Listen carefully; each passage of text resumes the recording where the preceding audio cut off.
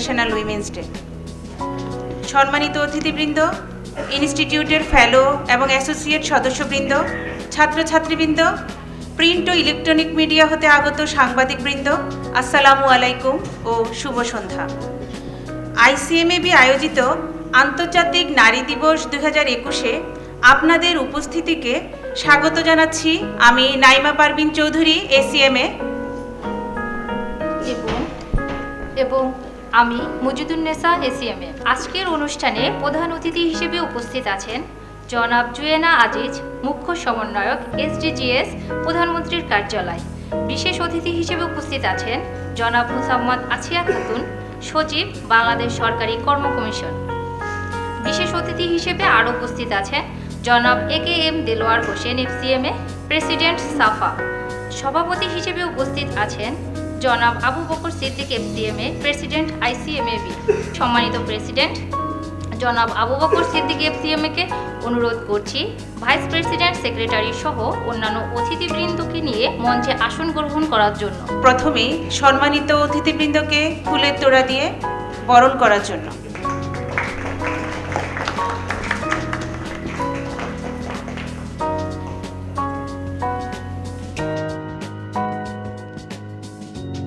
আজকের অনুষ্ঠানের বিশেষ অতিথি জনাব AKM Delwar Hossain, FCMA, president, সাফাকে ফুলের তোড়া দিয়ে বরণ করার জন্য। জনাব রুকসানা রশিদ, এফসিএমএকে ফুলের তোড়া দিয়ে বরণ করার জন্য। মোহাম্মদ জাকারিয়াকে পবিত্র কোরআন থেকে কিছু আয়াত তেলাওয়াতের জন্য অনুরোধ জানাচ্ছি। أعوذ بالله من الشيطان الرجيم بسم الله الرحمن الرحيم يا أيها الناس اتقوا ربكم الذي خلقكم يا أيها الناس اتقوا ربكم الذي خلقكم من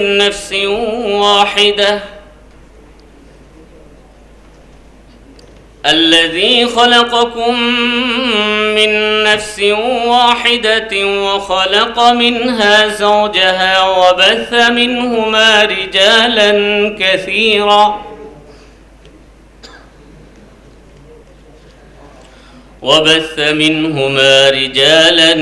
كثيرا ونساء واتقوا الله الذي تساءلون به والأرحام إن الله كان عليكم رقيبا وآتوا اليتامى أموالهم ولا تتبدلوا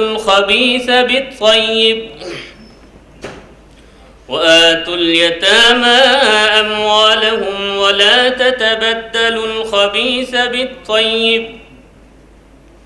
ولا تأكلوا أموالهم إلى أموالكم إنه كان حوبا كبيرا وإن خفتم ألا تقسطوا في اليتامى فانكحوا ما طاب لكم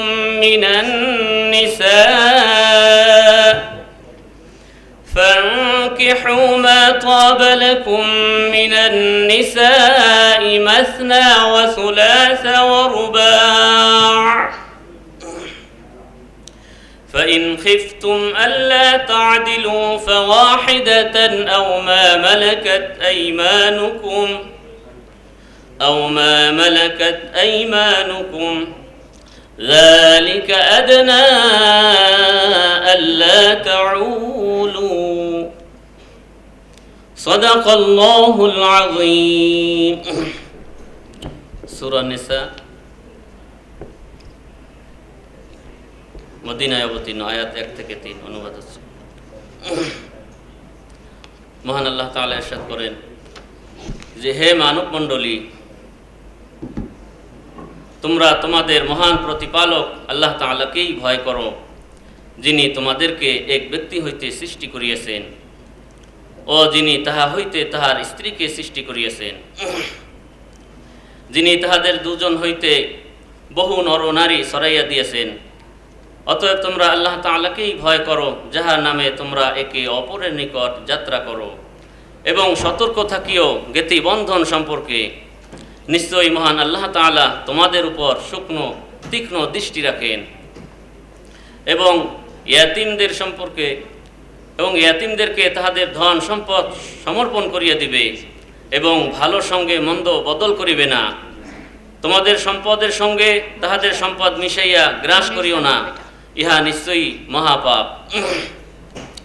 আর তোমরা যদি আশঙ্কা করো যে ইয়াতিম মেয়েদের প্রতি সুবিচার করিতে পারিবে না, তবে বিবাহ করিবে নারীদের মধ্যে হইতে যাহাকে তোমাদের ভালো লাগে, দুইজন, তিনজন অথবা চারজনকে। আর যদি আশঙ্কা করো যে সুবিচার করিতে পারিবে না, তবে একজনকেই বিবাহ করিবে, অথবা তোমাদের অধিকারভুক্ত দাসীকে বিবাহ করিবে। ইহাতে পক্ষপাতিত্ব না করার সম্ভাবনা অধিকতর। আল্লাহ তাআলা আমাদেরকে বোঝার তো। আসসালামু আলাইকুম ওয়া রাহমাতুল্লাহি ওয়া বারাকাতুহু। ধন্যবাদ হাফেজ মোহাম্মদ জাকারিয়াকে। সুধী মণ্ডলী, অনুষ্ঠানের এই পর্যায়ে ICMAB এর সেক্রেটারি কাজী মোহাম্মদ জিয়াউদ্দিন FCMA কে তার স্বাগত বক্তব্য প্রদানের জন্য অনুরোধ জানাচ্ছি। Good evening. I am extremely delighted and happy to see especially this audience. Very nice, colorful outfit, the ambience and this gala. Respected chief guest, Joanna Aziz, Chief Coordinator SDG, Prime Minister's Office, Mosammat Asiya Khatun, respected Secretary BPSC, our proud SAFA President AKM Dilar Hussain FCMA, our President of this institute Mr. Abu Bakr Siddiqui FCMA, and especially the team head of this particular program, Rukhsana Rashid, and her team, dear audience, sisters, brothers, our respected members, especially our female members,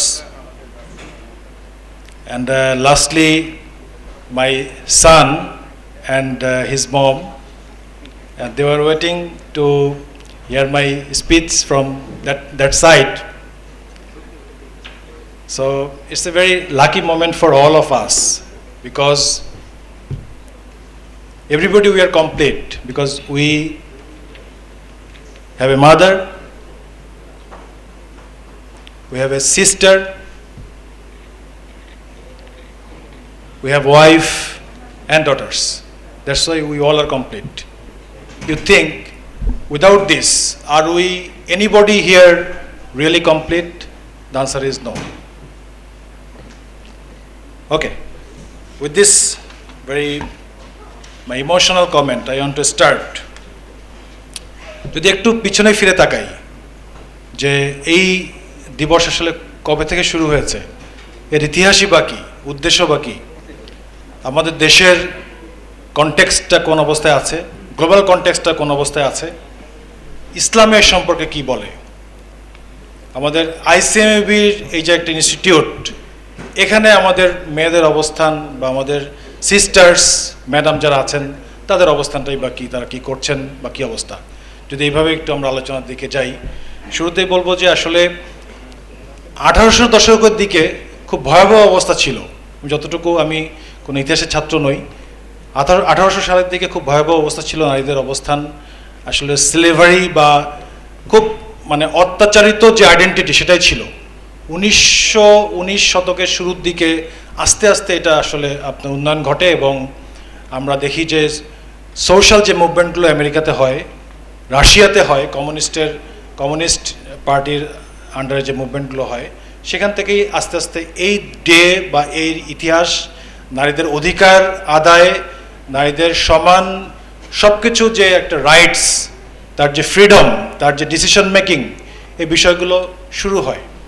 এবং অনেক পরে এসে আমাদের যখন United Nations form হয়, এরপরে 1977 সাল থেকে এটা সারা পৃথিবীতে আপনার একটা কসমোপলিটন একটা ডে, একটা সারা পৃথিবীর একটা ভয়েস হিসেবে এই ডেটা পালিত হচ্ছে 1977 সাল থেকে 8ই মার্চ।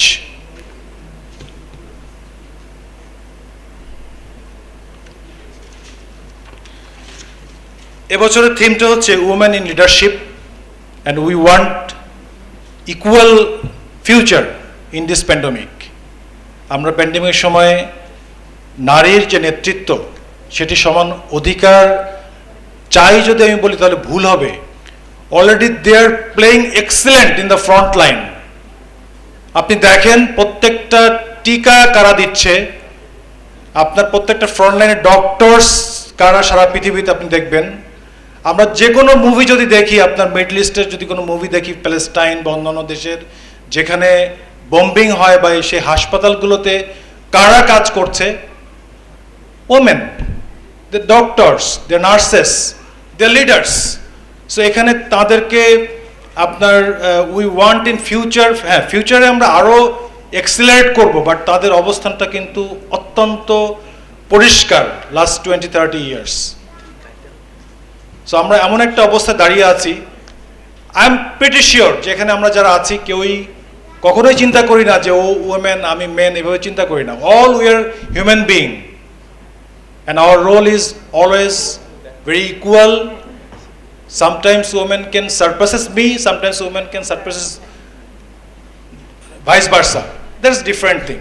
But আমরা সবাই একসাথে কাজ করি। বাংলাদেশের প্রেক্ষাপট যদি একটু চিন্তা করি, আমাদের স্বাধীনতার পরে এই নারীদের অধিকার আদায়, নারীদের পলিটিক্যাল অবস্থানে নারীদের যে অংশগ্রহণ, সামাজিক বা আপনার একদম ঘরের মধ্যে নারীদের যে ডিসিশন মেকিং, লোকাল গভর্নমেন্টের নারীদের যে অংশগ্রহণ, পার্লামেন্টের নারীদের অংশগ্রহণে সর্বপ্রথম যিনি অফিসিয়ালি এবং বিষয়টাকে আরও বেশি বেগবান করার ভূমিকা রাখেন, তিনি হচ্ছে আর কেউ নন, আমাদের জাতির জনক বঙ্গবন্ধু মহান শেখ মুজিবুর রহমান।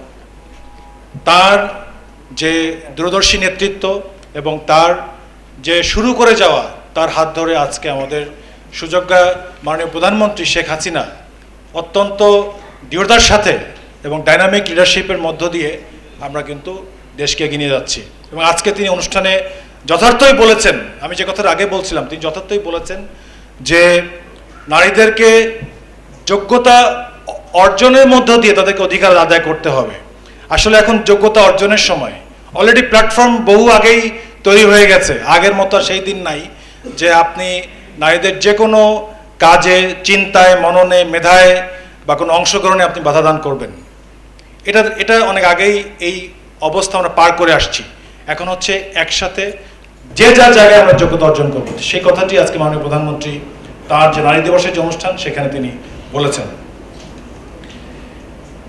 এবং আমরা একটা কথা, আপনার নোবেল লরিয়েট যে মালালা ইউসুফজাই পাকিস্তানে আছেন, তিনিও একটা জিনিস বলেছেন যে actually nobody will speak for you, it is your voice then that you can support your selves and you can put on board for your endeavours.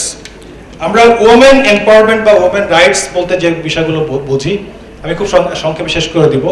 সেখানে আমরা অনেক সময় হয়তো কিছুটা ভুল ব্যাখ্যা করি বা আমাদের চিন্তা ভাবনা অনেক সময় কিছুটা ভুল কাজ করে। কীরকম? যে ওমেন রাইটস বা ওমেন এম্পাওয়ারমেন্ট বলতে বোধ হয় যে কালকেই আমার বোনকে বা আমার ওয়াইফকে বা আমার যারা আছে তাদেরকে হয়তো কাজে পাঠাতে হবে বা তারা যেভাবে ইচ্ছা সেভাবে হয়তো চলাফেরা করবে, এরকম কিন্তু কিছু আপনার ভুল ধ্যান ধারণা বা কিছু আপনার বিষয়গুলো কিন্তু আপনার অনেক সময় হয়। কিন্তু ইসলামে কিন্তু আপনার বিষয়গুলো অত্যন্ত সুন্দরভাবে ব্যাখ্যা করেছে যে ওমেন রাইটস বা এম্পাওয়ারমেন্ট বা এর নারীর সম অধিকার বা ডিসিশন মেকিং এর জায়গাটা কিন্তু এত ন্যারো না যে শুধুমাত্র নারী কাজ করবে, কাজ করে আপনার অর্থ উপার্জন করবে, শুধু এটা একটা এলিমেন্ট মাত্র। সেখানে আপনার 6টা এলিমেন্ট আছে, সোশ্যাল, ইকোনমিক, পলিটিক্যাল, সেখানে আছে বায়োলজিক্যাল, সাইকোলজিক্যাল, কালচারাল, মোট 6টা ইস্যু আছে। অর্থাৎ আপনার বিয়ে, আপনার সামাজিক যে কোনো সিদ্ধান্তের জায়গা, আপনার সম্পত্তি গ্রহণ বা সম্পত্তির অধিকার, বেচাকেনা করা, ভোটদান, রাজনীতি করা, যে কোনো জায়গায় আপনার এই অংশগ্রহণগুলো তা থাকবে। আমি যদি গ্লোবাল কনটেক্সটে একটু আসি, তাহলে অত্যন্ত আশার বিষয় যে আপনার সারা পৃথিবীতে যেখানে 60% নন ফর্মাল ইকোনমিতে আপনার কাজ করছে নারীরা, 24% অনলি আপনার বড় বড় দেশেও কিন্তু 24% বা তারও কম নারীদের অংশগ্রহণ রাজনীতিতে। ইভেন আফ্রিকা বা সাউথ এশিয়ার কনটেক্সটেও বাংলাদেশের ইন্ডেক্সগুলো কিন্তু অনেক আপনার জেলাস করার মতো ইন্ডেক্স। বাংলাদেশ কিন্তু এখন আপনার Bangladesh secured 50 position out of 153 country. Not a very easy thing, easy task, because it is consecutively Bangladesh secured first among 7 South Asian countries. So it's a very important thing. Bangladesh অনেক এগিয়ে যাচ্ছে এবং political এম্পাওয়ারমেন্টের জায়গায় যদি ধরি তার সারা পৃথিবীতে বাংলাদেশের অবস্থান 7th in women involvement. আমার বক্তব্য প্রায় শেষ। আমি এটুকুই বলতে চাই যে আমরা আজকে যেখানে উপস্থিত যারা হয়েছি, আমাদের আমি যে কথাটা মিস করে গেছি, যে এখন আমি একটু বলি যে আইসিএমবিতে এখন কিন্তু গত 10 বছরে এক সময় ছিল যে আইসিএমবিতে মেম্বার সংখ্যা ছিল ওমেন মাত্র 5-10 জন বা 15 জন, আমরা তো মুখস্থ বলতে পারতাম, বাট এখন কিন্তু ওমেন মেম্বার 56 বা 60 মতো প্রায়, এবং এটা অচিরেই আমার মনে হয় সংখ্যাটা 100 ছাড়িয়ে যাবে এবং that will be 10% of the total numbers. So আমরা আইসিএমবি থেকেও আপনার চাচ্ছি যে যাতে ওমেনদের আপনার যে অংশগ্রহণ, যে আপনার সিগনেচার, তাদের যে সিগনেচার যে রোল প্লে আছে সে বিষয়টাকে আরো এক্সিলেট করার জন্য আমি মনে হয় একটু বেশি সময় নিয়ে ফেলেছি। তারপরও I am so emotional because it's a very special day for all of us because all we came from a mother. Thank you very much. স্বাধীনতার 50 বছর সুবর্ণ জয়ন্তী উপলক্ষে এখন পরিবেশন করা হবে একটি দেশের গান। আমি পার্টিসিপেন্টদেরকে মঞ্চে আসার জন্য অনুরোধ করছি, একই সাথে উপস্থিত সকলকে গাওয়ার জন্য অনুরোধ করছি।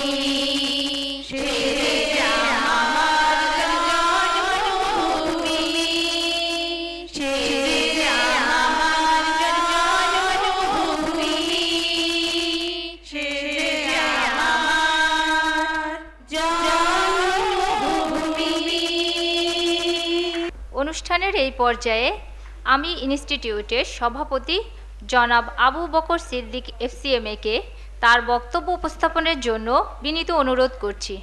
প্রথমে আমি কৃতজ্ঞতা প্রকাশ করছি আজকের অনুষ্ঠানের প্রধান অতিথি জনাব জুয়েনা আজিজ এর প্রতি, তার মূল্যবান সময় দিয়ে আমাদের এই অনুষ্ঠানে উপস্থিত হয়ে আমাদেরকে অনুষ্ঠান আয়োজনে অনুপ্রাণিত করার জন্য। তাছাড়াও আমি ধন্যবাদ প্রকাশ করছি আজকের অনুষ্ঠানের বিশেষ অতিথি মোসাম্মদ আসিয়া খাতুনের প্রতি, তার মূল্যবান সময় দিয়ে আমাদের মাঝে উপস্থিত হয়ে আমাদেরকে অনুপ্রাণিত করার জন্য এবং অনুষ্ঠানের আয়োজনকে সার্থক করে তোলার জন্য।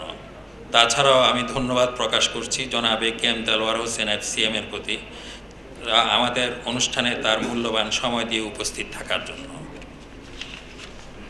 আমি মাননীয় অতিথিদের অবগতির জন্য একটু জানাচ্ছি যে এই আমাদের ইনস্টিটিউট একটি অটোনোমাস বডি, এটা বাণিজ্য মন্ত্রণালয়ের নিয়ন্ত্রণাধীন একটি অটোনোমাস বডি। এই ইনস্টিটিউট বাংলাদেশে কস্ট অ্যান্ড ম্যানেজমেন্ট অ্যাকাউন্টিং পেশার শিক্ষাদান, মান উন্নয়ন এবং মান নিয়ন্ত্রণের জন্য একমাত্র দায়িত্বপ্রাপ্ত প্রতিষ্ঠান সরকারের তরফ থেকে। আমরা এই ইনস্টিটিউট আন্তর্জাতিকভাবে south Asian Federation of accountants, confederation of Asia and Pacific accountants এবং ইন্টারন্যাশনাল ফেডারেশন অফ অ্যাকাউন্ট্যান্টসেরও সদস্য। সমাজে নারী অনেক ক্ষেত্রে বৈষম্যের নির্মম শিকার, নির্যাতন আর অত্যাচারের দুর্বিষহ হয়ে ওঠে অনেক নারীর জীবন। এটা হয়ে এসেছে অনেক আগ থেকেই, কারণ সৃষ্টির কাঠামোতে পুরুষ আর নারীকে সমান দক্ষতায় আঁকা হলেও পুরুষ শাসিত সমাজ ব্যবস্থায় নারীকে তার প্রাপ্য সম্মান দেওয়া হয়নি। তাই নারীর সত্যিকার অধিকার প্রতিষ্ঠার ব্যাপারে আমাদের আরও অনেক পথ হাঁটতে হবে। পুরুষদের মতো সব কাজে সমান সুযোগ পান না নারীরা। বিশ্বজুড়ে লিঙ্গ সাম্যের উদ্দেশ্যেই এই বিশেষ দিনটি নারী দিবস হিসেবে পালন করা হয়। বিশ্বের সাথে তাল মিলিয়ে বাংলাদেশেও 8 মার্চ হয় আন্তর্জাতিক নারী দিবস। সামাজিক, অর্থনৈতিক, সাংস্কৃতিক ও রাজনৈতিক ক্ষেত্রে নারীদের কর্তৃত্বকে চিহ্নিত করতে মার্চ মাসের 8 তারিখটিকে আন্তর্জাতিক নারী দিবস হিসেবে পালন করা হয়। পারিবারিক বা ব্যক্তিগত কিংবা পেশাদার জীবনে নারীদের নানান সমস্যার মোকাবেলা করতে হয়।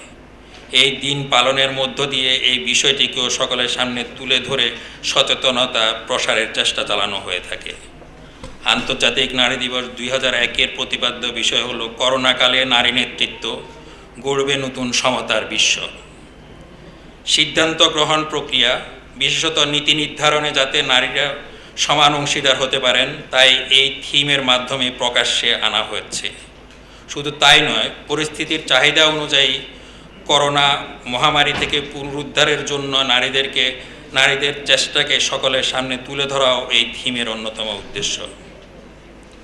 জাতিসংঘের মতে পৃথিবীতে শুধুমাত্র 3টি দেশের সংসদে 50% বা তার বেশি নারী রয়েছেন। শুধুমাত্র 22টি রাষ্ট্রের প্রধান পদে আসীন আছেন নারীরা। এমনকি পৃথিবীর 119টি দেশে এখনও নারীরা রাষ্ট্রপ্রধানের ভূমিকা পালনের সুযোগ পাননি। জাতিসংঘ জানিয়েছে যে বর্তমান উন্নয়ন হার এবং লিঙ্গ সাম্যের বিষয়টি বিবেচনা করে বোঝা যাচ্ছে 2063 সালের আগে সংসদে নিজের স্থান পাকা করতে পারবে না নারীরা। এই কোভিড-19 মহামারী দেখিয়েছে মহিলাদের নেতৃত্ব প্রদানের ইতিবাচক ফলাফল। করোনা ভাইরাস মহামারীর সময় কয়েকটি সফল ও দক্ষ প্রক্রিয়ায় নেতৃত্ব প্রদান করেছেন মহিলারা। মহামারীর সঙ্গে মানব সভ্যতার যুদ্ধে তারা অগ্রণী ভূমিকা পালন করেছেন। চিকিৎসা ক্ষেত্রের সঙ্গে জড়িত সব ক্ষেত্রেই তাদের উপস্থিতি পরিস্থিতিকে উন্নত করেছে। তবে জাতিসংঘের প্রকাশিত একটি রিপোর্ট জানিয়েছে বিশ্বব্যাপী নিজের পুরুষ সহকর্মীদের তুলনায় 11% কম হারে বেতন পাচ্ছেন প্রথম সারির করোনা নারী যোদ্ধারা, যা বেতন কাঠামোর বৈষম্যকেই প্রকাশ করে। 2021 সালের ইউনাইটেড নেশনস ডেভেলপমেন্ট প্রোগ্রামে জানা গিয়েছে 43.5 কোটি নারীরা দিনে প্রায় 135 টাকার চেয়েও কম উপার্জন করছেন। আবার করোনা মহামারীর সময়কাল 4.7 কোটি নারীকে দারিদ্র্যের মুখে ঠেলে দিয়েছে। রিপোর্টে এও বলা হচ্ছে যে পুরুষের তুলনায় নারীদের চাকরি 19% বেশি ঝুঁকির মুখে থাকে।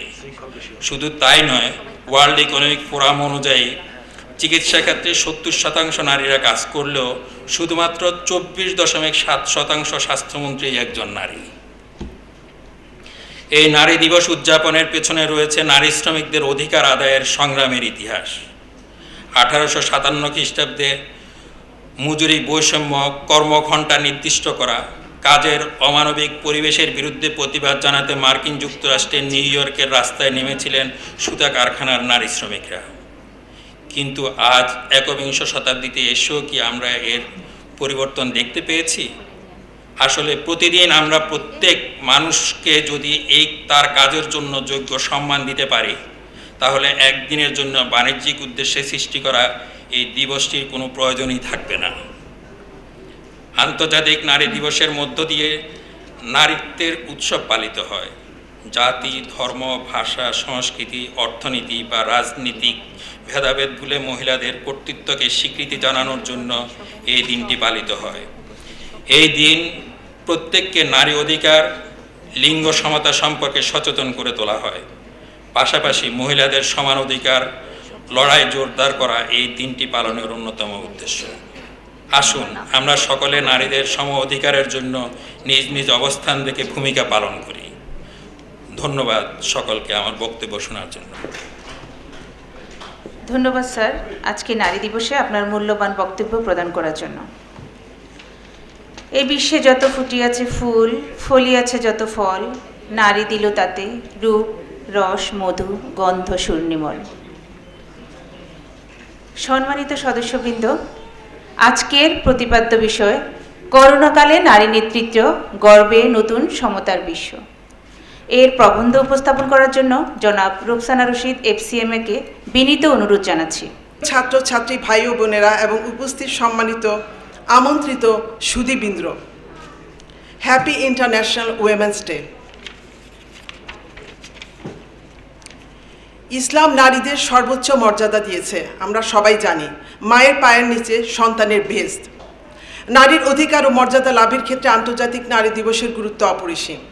জাতিসংঘ কর্তৃক আন্তর্জাতিক নারী দিবসের এবারের প্রতিপাদ্য নির্ধারিত হয়েছে international women's day 2021 theme women in leadership, achieving an equal future in a COVID-19 world. করোনাকালে নারী নেতৃত্ব গড়বে নতুন সমতার বিশ্ব। মাননীয় রাষ্ট্রপতি তার বাণীতে বলেছেন, সৃজনশীল ও উন্নয়নমূলক সব কর্মকাণ্ডে পুরুষের পাশাপাশি নারীর ভূমিকা অগ্রগণ্য। বর্তমান সরকারের বিভিন্ন উদ্যোগের সফল বাস্তবায়নের ফলে নারী উন্নয়ন আজ সুস্পষ্ট দৃশ্যমান। জাতীয় উন্নয়নের মূলধারায় নারী পুরুষের সম্মিলিত প্রচেষ্টায় উন্নয়নের পথে এগিয়ে চলেছে। লিঙ্গ সমতা ও নারীর ক্ষমতায়নে বাংলাদেশ এখন রোল মডেল। জাতীয় উন্নয়নের প্রতিটি ক্ষেত্রে নারীর অংশগ্রহণ নিশ্চিত করতে সরকার নানামুখী পরিকল্পনা ও পদক্ষেপ গ্রহণ করেছে। এদেশের নারী পুরুষের যৌথ প্রচেষ্টায় বিনির্মাণ হবে জাতির পিতা স্বপ্নের সোনার বাংলাদেশ। 1857 সালের 8ই মার্চ মজুরি বৈষম্য, কর্মঘণ্টা নির্ধারণ এবং কর্মক্ষেত্রে বৈরী পরিবেশের প্রতিবাদ করেন যুক্তরাষ্ট্রের নিউ ইয়র্কের সুতা কারখানার একদল শ্রমজীবী নারী। তাদের উপর দমন, পীড়ন চালায় মালিক পক্ষ। নানা ঘটনার পর 1908 সালে জার্মান সমাজতান্ত্রিক নেত্রী ও রাজনীতিবিদ ক্লারা জেটকিনের নেতৃত্বে প্রথম নারী সম্মেলন করা হয়। এরই ধারাবাহিকতায় 1975 সাল থেকে জাতিসংঘ দিবসটি নারী দিবস হিসাবে পালন করছে। নারীর সামাজিক, অর্থনৈতিক ও সাংস্কৃতিক এবং রাজনৈতিক অঙ্গনে অর্জনের স্বীকৃতি দিয়ে নারীদের মর্যাদা দেবার জন্য বিশ্বজুড়ে এই দিবসটি উদযাপন করা হয়। আজ আমাদের প্রাণপ্রিয় ইনস্টিটিউট আমাদের মর্যাদা দিতে এই অনুষ্ঠানে আয়োজন করেছেন, এজন্য আমরা কৃতজ্ঞ। আমাদের এই অর্জনের জন্য আমাদের পরিবারের সকল সদস্য, শিক্ষা প্রতিষ্ঠান এবং কর্মক্ষেত্রে সবাইকে জানাই অভিনন্দন। এমন একটি প্রজন্ম চাই যেখানে সমতা থাকবে, মৌলিক অধিকার সহ সব ক্ষেত্রে নারীরা সমান সুযোগ পাবেন। সরকার এই বিষয়ে বহুমুখী উদ্যোগ নিয়েছে। নারী পুরুষের সমতার দিক থেকে বাংলাদেশ এগিয়ে যাচ্ছে। সবচেয়ে বেশি জোর দেওয়া হচ্ছে নারীর অর্থনৈতিক ক্ষমতায়নের উপর। তবে নারীদের জন্য ঘরে বাইরে নারীর নিরাপত্তা নিশ্চিত করতে হবে। নিরাপদ গণপরিবহন ব্যবস্থার প্রয়োজন। নীতি নির্ধারণে নারীদের অগ্রাধিকার প্রয়োজন। নারী বান্ধব আইনের যথাযথ বাস্তবায়ন জরুরি।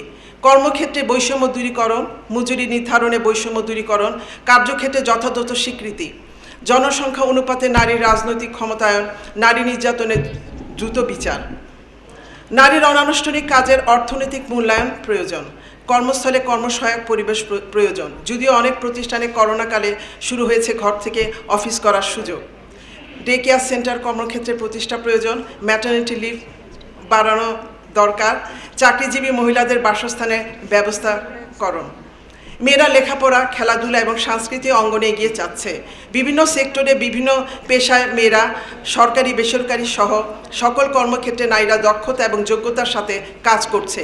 শ্রমজীবী নারীর থেকে শুরু করে বিভিন্ন পেশায় ডাক্তার, নার্স, ইঞ্জিনিয়ার, অ্যাকাউন্টেন্ট, আইনজীবী, রাজনীতিবিদ নারীরা সফল এবং দক্ষতার সাথে কাজ করছে।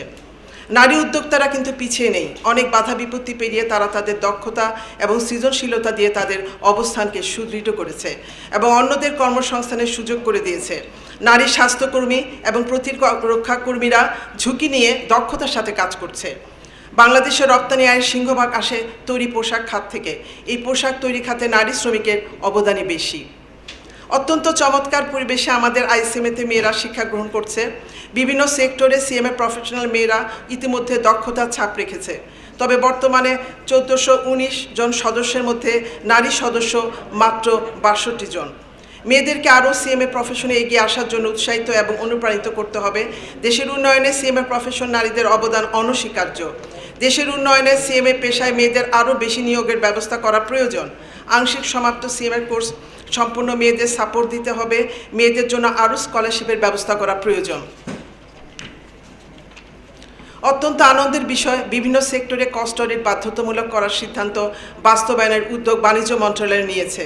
এ প্রেক্ষিতে সিএমএ নারী সদস্যরা নিজেদের কস্ট অডিট হিসেবে গড়ে তুলতে পারেন। ইনশাআল্লাহ আগামী 26শে মার্চ আমরা স্বাধীনতার সুবর্ণ জয়ন্তী উদযাপন করব। স্বাধীনতা যুদ্ধে যারা শহীদ হয়েছেন এবং যে সকল নারীরা সম্মান দিয়েছেন তাদের শ্রদ্ধার সাথে স্মরণ করি। সকলে আত্মার মাগফিরাত কামনা করি। আমরা 17 মার্চ 2020 থেকে জাতির জনক বঙ্গবন্ধুর জন্ম শতবার্ষিকী উদযাপন করছি। জাতির জনকের স্বপ্ন ছিল ক্ষুধামুক্ত ও দারিদ্র্যমুক্ত সোনার বাংলা গড়ার। এই স্বপ্ন বাস্তবায়ন করতে নারী পুরুষকে একসাথে কাজ করতে হবে। আমরা গর্বিত বাংলাদেশ উন্নয়নশীল দেশের স্বীকৃতি অর্জন করেছে। এই স্বীকৃতিকে ধরে রাখতে নারী পুরুষকে একই সাথে কাজ করতে হবে। মাননীয় প্রধানমন্ত্রীর দক্ষ নেতৃত্বে দেশের উন্নয়নের অগ্রযাত্রায় অব্যাহত রয়েছে। ইনশাআল্লাহ 2041 সালে আমরা উন্নত দেশে পদার্পণ করব। সাস্টেনেবল ডেভেলপমেন্ট গোল অর্জন, জিডিপি গ্রোথ এবং উন্নত দেশে পদার্পণ করতে হলে নারী পুরুষকে একই সমতায় কাজ করতে হবে। মাননীয় প্রধানমন্ত্রী, মাননীয় স্পিকার, মাননীয় শিক্ষামন্ত্রী, মাননীয় প্রতিমন্ত্রী নারী ও শিশু বিষয়ক যে দেশের নারী সেই দেশে নারীদের আরও এগিয়ে যেতে হবে। নারী দিবসের এই শুভক্ষণে সবাইকে জানায় আন্তরিক অভিনন্দন ও শুভেচ্ছা। যদিও মাত্র 20টা দেশে নারী নেতৃত্ব বিরাজমান, তথাপি দেখা যায় যে যেসব দেশে নারীরা নেতৃত্ব দিচ্ছেন, যেমন Denmark, Ethiopia, Finland, New Zealand, Germany, Iceland, Slovakia এবং বাংলাদেশে তুলনামূলক সুষ্ঠুভাবে কোভিড মোকাবেলা করতে দেখা গেছে। অর্থাৎ তারা সফল হয়েছে। করোনা মোকাবেলায় সম্মুখ সারির যোদ্ধারা অনেক ঝুঁকি নিয়ে কাজ করছেন। মহামারী মোকাবেলায় সম্মুখ সারির যোদ্ধা হিসেবে যারাই লড়াই করে চলেছেন তাদের সিংহভাগী নারী। নার্সদের 94% নারী, স্বাস্থ্যকর্মীদের 90% নারী। সকল সম্মুখ সারির যোদ্ধাদের জানাই অভিনন্দন। কোভিড-19 এই নারীর সবচেয়ে বেশি ক্ষতিগ্রস্ত হয়েছে। এই দেশে মোট জনশ্রমশক্তির মাত্র 36.3% নারী। তাদের মধ্যে 91.8% কাজ করেন অনানুষ্ঠানিক খাতে। আর চলমান মহামারীতে সবচেয়ে বেশি ক্ষতিগ্রস্ত হয়েছে অনানুষ্ঠানিক খাত। উপার্জনক্ষম নারী যখন অর্থনৈতিকভাবে ক্ষতিগ্রস্ত হন তখন তার সামাজিক ও পারিবারিক অবস্থানও ক্ষতিগ্রস্ত হয়। বিভিন্ন সেক্টরে উন্নয়ন কর্মকাণ্ড মহামারীতে পিছিয়ে পড়েছে। আমাদের 1 কোটি প্রবাসী ভাই তাদের কষ্টার্জিত উপার্জন দেশে অর্থনীতিকে চাঙ্গা রেখেছে।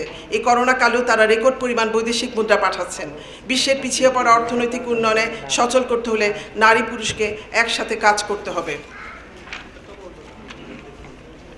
নারীর অগ্রগতি ও মর্যাদা অর্জনের লক্ষ্যে অনেক পথ পাড়ি দেওয়া এখনও বাকি। রাজনৈতিক ও অর্থনৈতিক ব্যবস্থা নির্বিশেষে মানুষ হিসেবে নারীর মর্যাদা প্রতিষ্ঠার দাবি তাই সার্বজনীন।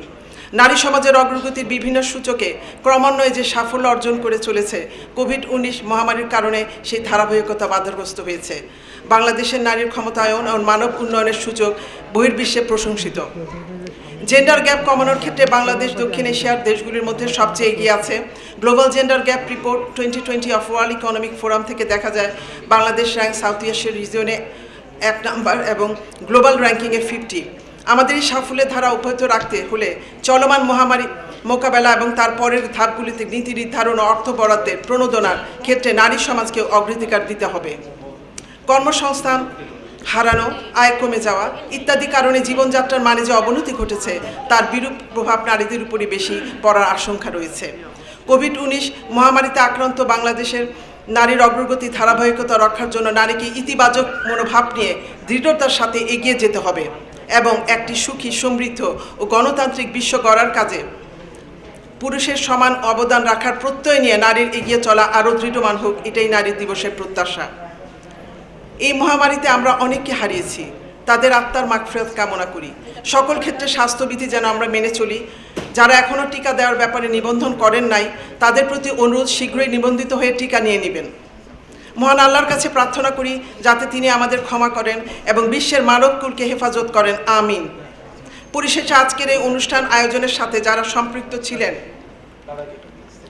এবং যাদের অক্লান্ত পরিশ্রমের ফলে এই অনুষ্ঠান সফল ও সার্থকভাবে অনুষ্ঠিত হচ্ছে তাদেরকে আন্তরিক ধন্যবাদ জানাই। এখানে আমি unemployment rate in Bangladesh and unemployment rate global South Asia Bangladesh দেখেছি। Comparison between male and female unemployment rates in Bangladesh আমি 2009 থেকে 2019 পর্যন্ত দেখিয়েছি। লেবার পার্টিসিপেশন রেট কম্পারিজন এখানে বাংলাদেশ, শ্রীলঙ্কা, ভিয়েতনাম দেখানো হয়েছে। ভিয়েতনামের তাদের অবস্থান ভালো। সাউথ এশিয়া দেখা হয়েছে male female. Comparison of labour force composition এখানে আমরা agriculture, service, industry male female ব্রেকআপটা দেখানো হয়েছে, সেগ্রিগেশন। আর গ্লোবাল জেন্ডার গ্যাপ আলোচনা হয়েছে। এখানে আমাদের পলিটিক্যাল এম্পাওয়ারমেন্টে আমরা অনেক এগিয়ে আছি, তবে আমরা 2018 সালে কিন্তু আমাদের র্যাঙ্কিং 40 ছিল, 2020-তে আমরা 50-তে এসেছি। আর factor weighted gender pay gap in lower middle income country এখানে বাংলাদেশ 2.2। আর দ্য মোবাইল জেন্ডার গ্যাপ থেকে খালি বুঝাতে চেয়েছি যে ফিমেলরা ওন করছে ইন্টারনেট, মোবাইল ফোন কম মেলদের থেকে এবং ইন্টারনেট সুবিধা কম তাদের। আর কারণ আমাদের information is knowledge, knowledge is power. সুতরাং টেকনোলজিতে অ্যাক্সেস তাদের আরও দরকার বেশি, ফিমেলদের আর কি আরও বেশি বাড়াতে হবে। সেটার সাথে আমাদের গ্লোবালটাও সাউথ এশিয়ান কান্ট্রির করা হয়েছে। আর এখানে barriers of female employment, lack of access to resource and technology, prejudice women are better off staying at home, taking care of their family, work place discrimination and class ceiling, lack of facility are the way forward, strict application of existing law, making women aware of their right, focus on creating women friendly work spaces আগে বলেছি। আর prejudice at the roots and establish women's rights everywhere. Active participation of women in all sector. মেয়েদের উদ্দেশ্যে বলছি, a beautiful woman draws strength from troubles, smiles during distress and grows stronger with hope.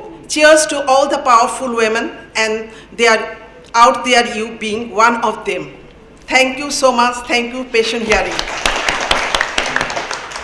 ধন্যবাদ জনাব রুকসানা রশিদ FCMA-কে তার মূল্যবান প্রবন্ধ উপস্থাপন করার জন্য। প্রবন্ধটা আসলে অনেক ইনফরমেটিভ ছিল। সো আমি এখন অনুষ্ঠানের এই পর্যায়ে আমাদের বিশেষ অতিথি AKM দেলোয়ার হোসেন, প্রেসিডেন্ট সাফা স্যারকে অনুরোধ জানাচ্ছি তার মূল্যবান বক্তব্য পেশ করার জন্য। আজকের এই অনুষ্ঠানের সম্মানিত এবং সুযোগ্য সভাপতি, ইনস্টিটিউটের বন্ধুবর প্রেসিডেন্ট জনাব আবু বকর সিদ্দিক FCMA, অনুষ্ঠানের প্রধান অতিথি যিনি আমার পরম শ্রদ্ধেয় গণপ্রজাতন্ত্রী বাংলাদেশ সরকারের মাননীয় প্রধানমন্ত্রীর কার্যালয়ের SDG বিষয়ক মুখ্য সমন্বয়ক জনাব জোয়েনা আজিজ স্যার, উপস্থিত আছেন আরেকজন সুযোগ্য যিনি মোসাম্মদ আসিয়া খাতুন, যিনি পাবলিক সার্ভিস কমিশনের সুযোগ্য সচিব মহোদয়, উপস্থিত ইনস্টিটিউটের ভাইস প্রেসিডেন্ট জনাব আবু বকর সিদ্দিক FCMA, মনিরুল ইসলাম ভাইস প্রেসিডেন্ট, সেই সাথে কাজী জিয়াউদ্দিন FCMA সেক্রেটারি ICMP, উপস্থিত আছেন আমাদের সফল জাস্ট ইমিডিয়েট পাস্ট প্রেসিডেন্ট জনাব জসিমউদ্দিন আকন, উপস্থিত ফেলো অ্যাসোসিয়েট সদস্যবৃন্দ, সুদীবৃন্দ, সাংবাদিক, প্রিন্ট মিডিয়া সদস্য, আসসালামু আলাইকুম। স্যার, প্র্যাকটিক্যালি আপনার অফিসে অনেকবার যাওয়ার আপনি যখন পরিকল্পনা মন্ত্রণালয়ের সদস্য ছিলেন সচিব হিসাবে শিল্প শক্তি দেখতেন, ইনফ্রাস্ট্রাকচার ডেভেলপমেন্ট দেখতেন, চিনি শিল্পের চেয়ারম্যান হিসেবে অনেক বিরক্ত করেছি আপনাকে।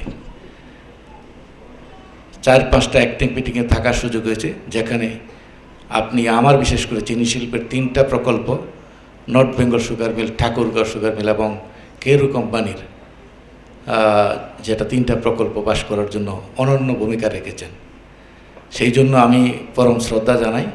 আমার সুযোগ হয়েছে একনিক বৈঠকে আপনার উপস্থাপনা দেখে আমি খুব লক্ষ্য করতাম যে মাননীয় প্রধানমন্ত্রী আপনাকে কতটুকু স্নেহ করেন, কতটা মায়া করেন, কতটা ভালোবাসেন। আর রিয়েলি আপনার প্রেজেন্টেশন, জ্ঞান, গরিমা, আমার সদ্য ফেলো সদস্য বলতে চাই আমি অভিভূত এবং আমি বুঝাইতে পারতেছি না যে আমি কী মাত্রায় খুশি হয়েছি আপনার উপস্থিতি। দীর্ঘ সময় চেয়েছি আমি আপনাকে পেতে। আমরা বিভিন্ন সময় চাই, তো এইবার আমাদের এই আজকের নারী দিবসের আসার কারণে আমি আপনাকে গভীর শ্রদ্ধা জানাই। আজকের যে অনুষ্ঠান নারী দিবস, আজকে 8ই মার্চ, আপনারা জানেন, সকল নারীদের প্রতি গভীর শ্রদ্ধা জানাই। সেই সাথে ডেফিনেটলি আমরা মনে হয় আমরা যারা সবাই আমাদের যার যার মা আছে মার প্রতি গভীর শ্রদ্ধা জানাই। আজকের মার অনুপস্থিত থাকলে তো উপস্থিতির কারণে, মার কারণে আমরা এখানে দাঁড়িয়েছি। সকল মাদের প্রতি গভীর শ্রদ্ধা জানাচ্ছি। আজকে বিশেষ করে 2জন খুবই যোগ্য ব্যক্তিত্ব উপস্থিতিতে আমি এই অনুষ্ঠানে থাকার জন্য আমি গর্বিত এবং উপস্থিত হয়েছি। যেটা বলা হয় স্ত্রী, মা বা ওয়াইফ হওয়া স্বাভাবিক, কিন্তু যেটা বলা হয় দাসী হওয়া যায় না। নারীদের যে দায়িত্ব, আমাদের আজকে যারা উপস্থিত আছেন আমাদের সবাই সুশিক্ষিত, কিন্তু আমরা অনেক বাংলাদেশে এখনও অনেক অশিক্ষিত আছে। সেই নারীদের সুশিক্ষা নিতে হবে, একই সাথে প্রতিষ্ঠিত হবে। আর প্রত্যেক নারীদের একটা আইডেন্টিক্যাল একটা পজিশন তৈরি করতে হবে। যেটা আমি বলতেছি, সুযোগ আমাদের মাননীয় প্রধানমন্ত্রীর আছে, জোয়েনাজ ম্যাডামের আছে, আসিয়া ম্যাডামের আছে। ওনাদেরকে যখন আনার যে রিকোয়েস্টটা করেছিলাম, উদ্দেশ্য ছিল আপনারা তাদেরকে দেখে আপনাদের অনুপ্রাণিত করার জন্য, অনুপ্রাণিত হওয়ার জন্য এই 2জন বিশেষ ব্যক্তিকে অনুরোধ করে ডেকে আনার জন্য। তাদের সময় অত্যন্ত এই যে আসার আগে মিটিংয়ে ছিলেন, তারা যদি পারে কেন পারবেন না। আর আমি তো ডেফিনেটলি মাননীয় প্রধানমন্ত্রী স্যারকে একটু বললাম, আমি একটা কথা বলবো স্যার, সেটা হলো এই প্রফেশনে আমি যদি sir South Asian Federation of অ্যাকাউন্টেন্টের প্রেসিডেন্ট, সাফার পেডিসে ইন্ডিয়া, পাকিস্তান, শ্রীলঙ্কা, নেপাল 4 লক্ষ fellow chartered accountant and cost management accountant নেতা স্যার। আমি নেতা না, আমি কর্মী। দীর্ঘ সময় এই ইনস্টিটিউটের দুইবার প্রেসিডেন্ট ছিলাম। এই ইনস্টিটিউটের ফেলো সদস্যবৃন্দ অনেক দিছে। এটা একটা সিস্টেমে হয় স্যার। সার্কের একটা অ্যাফেক্স বডি সাফা, এটার প্রেসিডেন্ট আমি। এবং আমি বলবো এটা সম্ভব হয়েছে আমাদের এই ইনস্টিটিউটের ফেলো অ্যাসোসিয়েট সদস্যদের আমাকে একান্তভাবে তারা আমাকে চায় বলে এটা সম্ভব হয়েছে। এবং এটা রোটেশনে হয়, যেরকম স্যার সার্কে যেরকম এক দেশ হয় একবার প্রেসিডেন্ট, আরেক দেশ হয় পরে, এরকম এই সাফাতেও একইভাবে হচ্ছে স্যার। তার প্রায় 9 বছর পরে একটা ইনস্টিটিউট পায়। আমার প্রেসিডেন্ট গতবার ছিল পাকিস্তান, আমাদের ভাইস প্রেসিডেন্ট লোকে শ্রীলঙ্কা, এবার রোটেশন করে স্যার। তা আমি স্যার যেটা বলবো, আমি সাফা টাফা এগুলোর সাথে আমি নিজের এই প্রতিষ্ঠানটার যখন সাফা ফোরামে কথা বলি, সাফার কথা বলি, কিন্তু এই ফোরামের স্বার্থ, এই প্রফেশনের স্বার্থ নিশ্চিত করার জন্য 2টি কথা বলতে চাই, বেশি বাড়াবো না স্যার। যেটা লক্ষ্য করেছি মাননীয় প্রধানমন্ত্রী আপনাকে খুব আস্থার সাথে রাখেন, আপনি কাজ করছেন দেশের উন্নয়নে, মাননীয় প্রধানমন্ত্রীর নির্দেশনায় SDG বাস্তবায়নে কাজ করছেন। তা আমি মনে করি কোনো একটা পার্টকে একটা উন্নতির শিখরে না নেওয়া, এটা কিন্তু আমার মনে হয় SDGর একটা অপূর্ণতা থাকবে। আমরা পূর্ণতা পেতে চাই আপনার মাধ্যমে মাননীয় প্রধানমন্ত্রীর কাছ থেকে। মাননীয় প্রধানমন্ত্রীর প্রতি গভীর শ্রদ্ধা জানাতে চাই। এই ইনস্টিটিউটকে উনি কি দিয়েছেন, যেটা স্যার আমার সুযোগ হয়েছে স্যার, চিনি শিল্পের জন্য উনি কী করেছেন, আমার প্রচণ্ড সুযোগ হয়েছে। 10 মিনিট সুযোগ উনি দিয়েছেন নিজে রাজশাহী সুগার মিলে। আমি বলছিলাম স্যার আমি আমার একান্ত ইচ্ছাচুর জনসভায় বলার জন্য চিনি শিল্পীর জন্য কী করেছেন আমার হয় নাই, তবে স্যার আমি যদি অনুমতি দেন এই 10 মিনিটের মধ্যে আমি একটু বলতে চাই। উনি বলছে বলেন। তা আমি বলছিলাম স্যার আপনি যা যা করছেন এই যে আপনার মাধ্যমে যে জিনিসগুলো বাস্তবায়ন হয়েছিল সেগুলো বলছি। তো যেটা আমি বলতে চাই যে মাননীয় প্রধানমন্ত্রী এই ইনস্টিটিউটকে কী দিয়েছে, আমরা এটাকে প্রফেশনাল ইনস্টিটিউট দাবি করি, কিন্তু প্রফেশনাল ইনস্টিটিউট ছিল না যদি মাননীয় প্রধানমন্ত্রী জননেত্রী শেখ হাসিনা আমাদেরকে কস্ট অডিট করার মর্যাদা, অডিটরের মর্যাদা না দিতেন।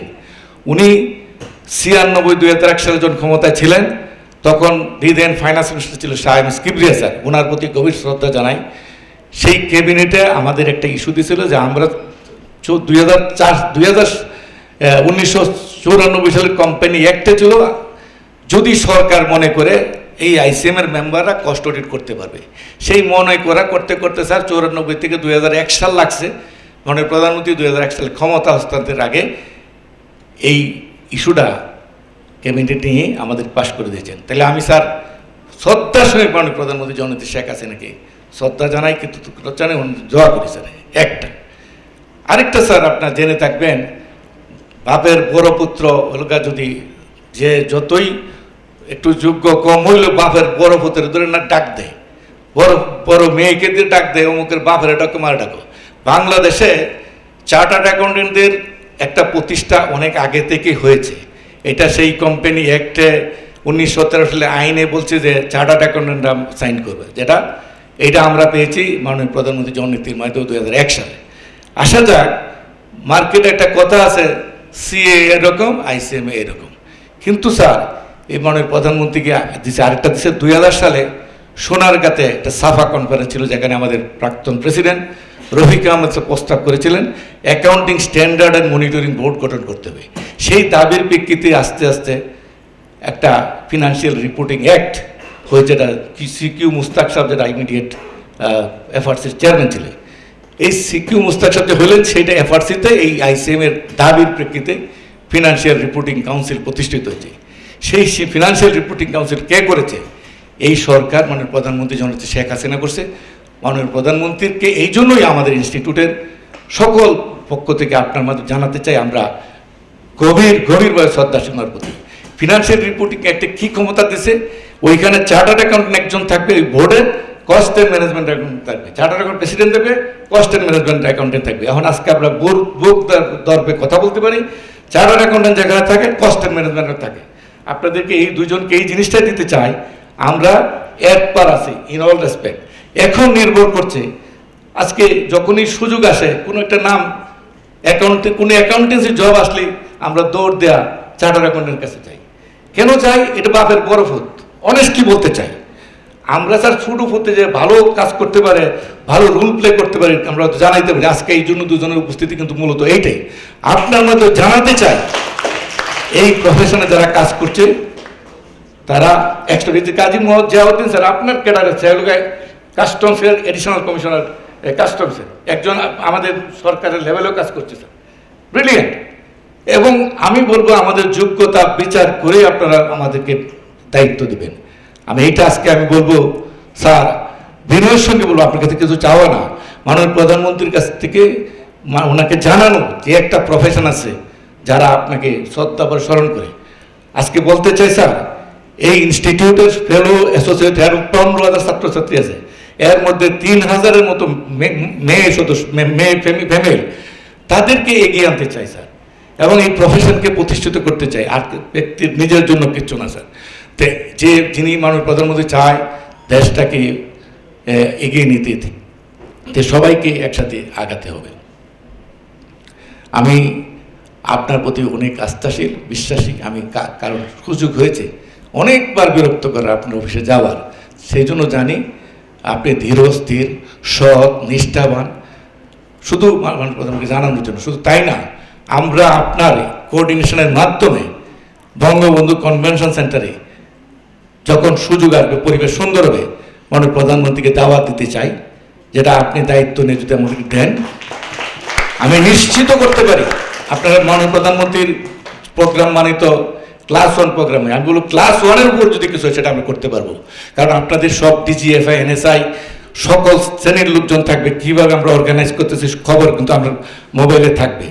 এমন একটা প্রোগ্রাম আমরা দেখাতে চাই মাননীয় প্রধানমন্ত্রীকে যে আমরা যে প্রকৃতপক্ষেই এই সরকারের প্রতি, উনার প্রতি যে শ্রদ্ধাশীল কৃতজ্ঞতাবোধ আমাদের আছে সেটা প্রমাণ করতে চাই। আজকে এখানে জানবেন এই শাহ আহমেদ কিবরিয়াকে বর্ণনা করি, একটু বলতে হয় স্যার। উনি একটা প্রোগ্রামে আমি দাওয়াত দিয়েছিলাম, এই জাতীয় শোক দিবস, এই আবু বকর সিদ্দিক তখন ঢাকা রিজনের প্রেসিডেন্ট, আমি তখন বেরিয়ে গেছি, ঢাকা রিজন চেয়ারম্যান ছাত্র স্যার একটু শুধু বলতে 1 মিনিটে শাহ আহমেদ কিবরিয়া দাওয়াত দিয়েছে জাতীয় শোক দিবসে। উনি প্রশ্ন করলো যে এরা কেন এই প্রোগ্রাম করে, নর্মালি জাতীয় শোক দিবস পালন করবে না, নর্মালি ক্লাস পিপুলটা করে না, এরকম একটা বোঝার ধারণা ছিল উনি যখন এনে আসলেন দেখলেন স্যার এই অডিটোরিয়াম ভর্তি, জায়গা দেওয়া যাচ্ছে না, সেই রাস্তা পর্যন্ত ভর্তি। উনি খুব খুশি হয়েছিলেন, তখন বলছিল যে আমাদেরকে খুশি হয়ে বলছিল আমি চার্টার অ্যাকাউন্টে মনোপলিটা ব্রেক করতে চাই।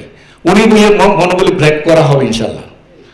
আমরাও বলতে চাই স্যার, উনি কিন্তু এইভাবে বলছিল মনোপলি ব্রেক করার কথা বলে গেছে। অ্যাট দ্য সেম টাইম উনি দায়িত্ব নিয়েই উনি প্রধান বুঝাইছিলেন যে কষ্টটিটা কেন, কষ্টটির স্বচ্ছতা জবাবদিহিতা নিশ্চিত করার জন্য মাননীয় প্রধানমন্ত্রী প্রতিটি কাজ করেন দেশের স্বচ্ছতা জবাবদিহিতা বৃদ্ধির জন্য। আজকে কয়েকদিন আগে লক্ষ্য করবেন, আমি ওনার সাথে কাজ করছি, মঈনুদ্দিন আব্দুল স্যারকে দুর্নীতি দমস্ক ডিজি করেছেন, চেয়ারম্যান করেছে। সত্যি উনি প্রধানমন্ত্রী কাজ করছেন, উনি চমৎকার মানুষ, উনি খুঁজে খুঁজে ভালো লোকগুলোকে দিচ্ছেন। আমি স্বচ্ছতা জবাবদিহির জন্য কষ্টটা উনি করেছেন। আজকে আপনার কাছে চাওয়া একটাই, একদিন সুযোগ দেবেন, আপনি আর্গু করবেন, কথা বলবেন, প্রশ্ন করবেন, কেন কি বিষয় সব জবাব দেওয়া যদি স্যার আমরা সন্তুষ্ট করতে পারি। একটুই চাওয়া, ওনারকে নিয়ে বিভিন্ন প্রোগ্রামে যায়, এই প্রফেশনাল লোকগুলো ওনাকে ভালোবাসেন, যেটা বলো জাতীয় শোক দিবস অন্যরা করে না, অনেক প্রফেশন আছে, অনেক প্রফেশন তারা করে না, আমরা করি বিফিটিং ম্যানারে করি। কেন করি? যে শাহ আহমেদ কিবরিয়া ছিল, মানে বলছিলেন বঙ্গবন্ধু কোনো ব্যক্তির না, কোনো দলের না, উনি জাতীয় ব্যক্তি, জাতির মানুষ নেই, সকলে জাতির স্বাধীনতা দিছে উনি। তো ওনার জন্য ওনার প্রতি শ্রদ্ধা যে আপনারা জানাইছেন, এই জন্য আমি খুশি। আমরা কাজ করছি মেয়েদেরকে এগিয়ে আনার জন্য, এই ইনস্টিটিউটকে এগিয়ে আনার জন্য প্রায় 1400-1500 ফেলোয়ার্সের সদস্য আছে। তা আমরা এই ইনস্টিটিউট, এবং অনেক কথা বলা যাবে, এই ইনস্টিটিউট সদস্যরা দেশ বিদেশে কাজ করছে, দেশের সুনাম ফরেন কারেন্সি আনতেছে, অনেকে সিআইপি হচ্ছে, আমাদের মেম্বাররা যারা দুবাই বিভিন্ন দেশে কাজ করছে, ফরেন কারেন্সি সিআইপি হচ্ছে, দেশকে দিচ্ছে। তা আমি একদিন লম্বা সময় নিব না, কথা বলবো না, কিন্তু এখন আর বিরক্ত করবো না। শুধু একটাই দাবি, মাননীয় প্রধানমন্ত্রী অনেক জায়গায় যাবেন, তখন আমাদের একটা আবদার, ওনার কাছে আমাদের কিছু কান্নার কথা বলা, ভালো কথা বলতে আমরা যে কৃতজ্ঞ, এই জিনিসটা জানাতে চাই। ওনার কাছে কিছু চাবো না, ওনার কাছে জানাবো যে স্যার আমরা আপনাদের প্রতি, আপনার সরকারের শ্রদ্ধাশীল, আমরা আপনার সাথে আমরা মনে প্রাণে ভালোবাসি, রেসপেক্ট করি। এই জন্য আজকে আমি মনে করি আপনার মাধ্যমে এটাই বলা যে আমি মনে করি you are the right person. আর আপনারও দায়িত্ব, যেটা বলবো যে দেশকে আপনি যেভাবে কাজ করতেছেন, সবাইকে একসাথে এগিয়ে নেওয়ার চেষ্টা করছেন, সেটাই আমি আপনার মাধ্যমে আমাদের এই প্রফেশনের একটু স্বীকৃতি দেওয়ার জন্য, ভালো আগে এগিয়ে যাওয়ার জন্য আপনার হেল্প চাই, আসিয়া ম্যাডামের হেল্প চাই। সবাইকে ধন্যবাদ জানিয়ে আপনাদের সুস্বাস্থ্য কামনা করে আমার বক্তব্য শেষ করছি। আল্লাহ হাফেজ। ধন্যবাদ স্যার, আপনার এত সুন্দর প্রাণবন্ত বক্তব্য প্রদান করার জন্য। আজকে নারী দিবসের প্রতিপাদ্য বিষয় করোনাকালে নারী নেতৃত্ব, গর্বে নতুন সমতার বিশ্ব। এই পর্যায়ে বক্তব্য পেশ করবেন বিশেষ অতিথি জনাব মুসাম্মদ আসিয়া খাতুন, সচিব, বাংলাদেশ সরকারি কর্ম কমিশন। জনাব মুসাম্মদ আসিয়া খাতুন। বিসমিল্লাহির রহমানির রহিম। শুভ সন্ধ্যা।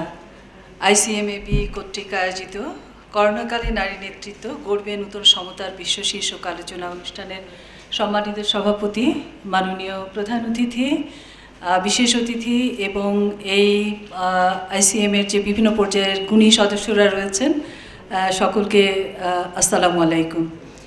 আজকে যে বিষয়টি নিয়ে আমাদের আলোচনা অনুষ্ঠান, সেটা হচ্ছে সমতার বিশ্ব। এখন সমতা কথাটা আমরা কেন ব্যবহার করছি, তার মানে কি যে অসমতা নিশ্চয়ই বিরাজমান আছে, সেজন্যই সমতার বিষয়টি আসছে। তো এই বিষয়টি নিয়ে আমরা যদিও প্রেক্ষাপট অনেকে আলোচনা করেছেন, অষ্টাদশ শতাব্দীতে কী হয়েছে, ঊনবিংশ শতাব্দীতে ডেনমার্কে যে সেকেন্ড কনফারেন্সটা হলো, সেটার কথা প্রসঙ্গক্রমে এসেছেন, ম্যাডামও অনেক কথা বলেছেন।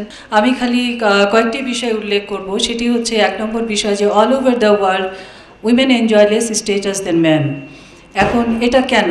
আমরা তো অনেক কথা বলছি, আমরা অনেক দিন ধরে অনেক দিবসে আমরা আলোচনা করি, অনেক পলিসি আছে আপনার পৃথিবীর বিভিন্ন দেশে, even in the development world, developed country যেগুলো আছে সেগুলোতেও অনেক জেন্ডার ইকুয়ালিটি নিয়ে অনেক ধরনের কাজ হয়, সারফেস লেভেলে হয়। Even then we are suppose to talk about this issue.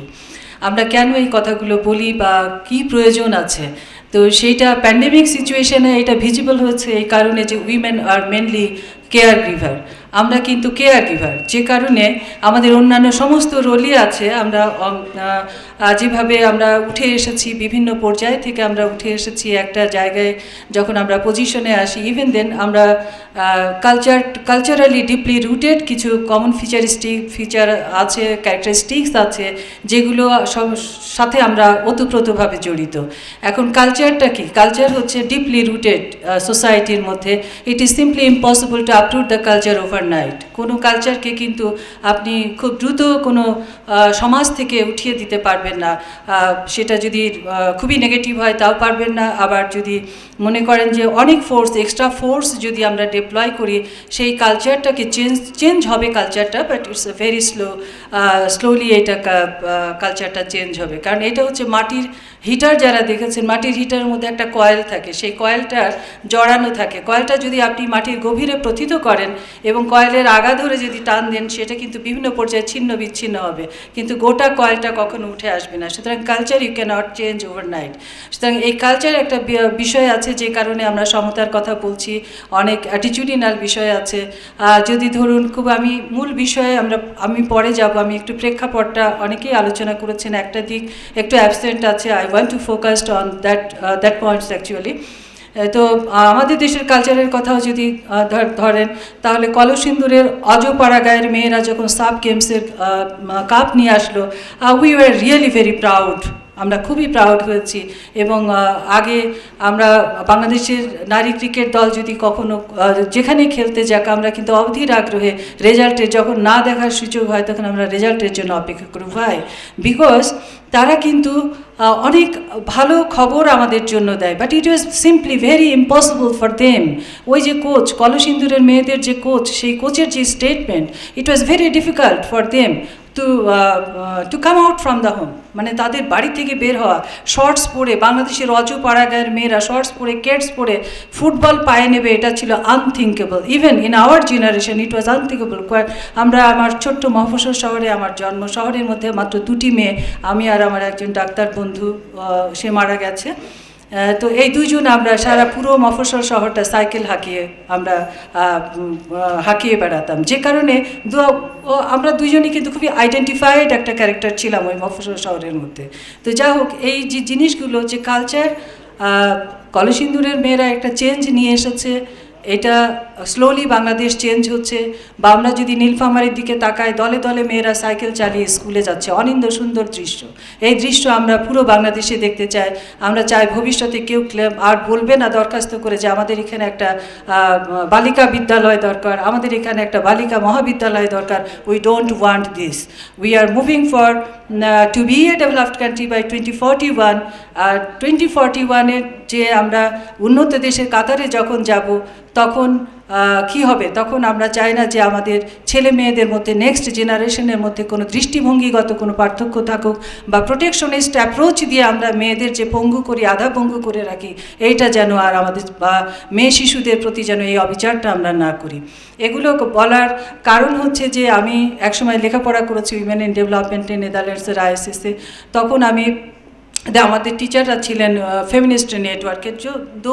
আমি অনেক বিষয়ে তাদের সাথে অনেক ডিফার করি এবং অনেক বিতর্ক, ডিবেট তাদের সাথে আমার হচ্ছে এই বিষয়ে।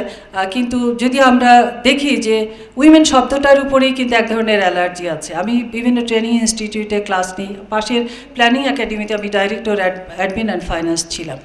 তো যেটা কালচারের জন্য বলছিলাম সেটার একটা ছোট্ট উদাহরণ দিই।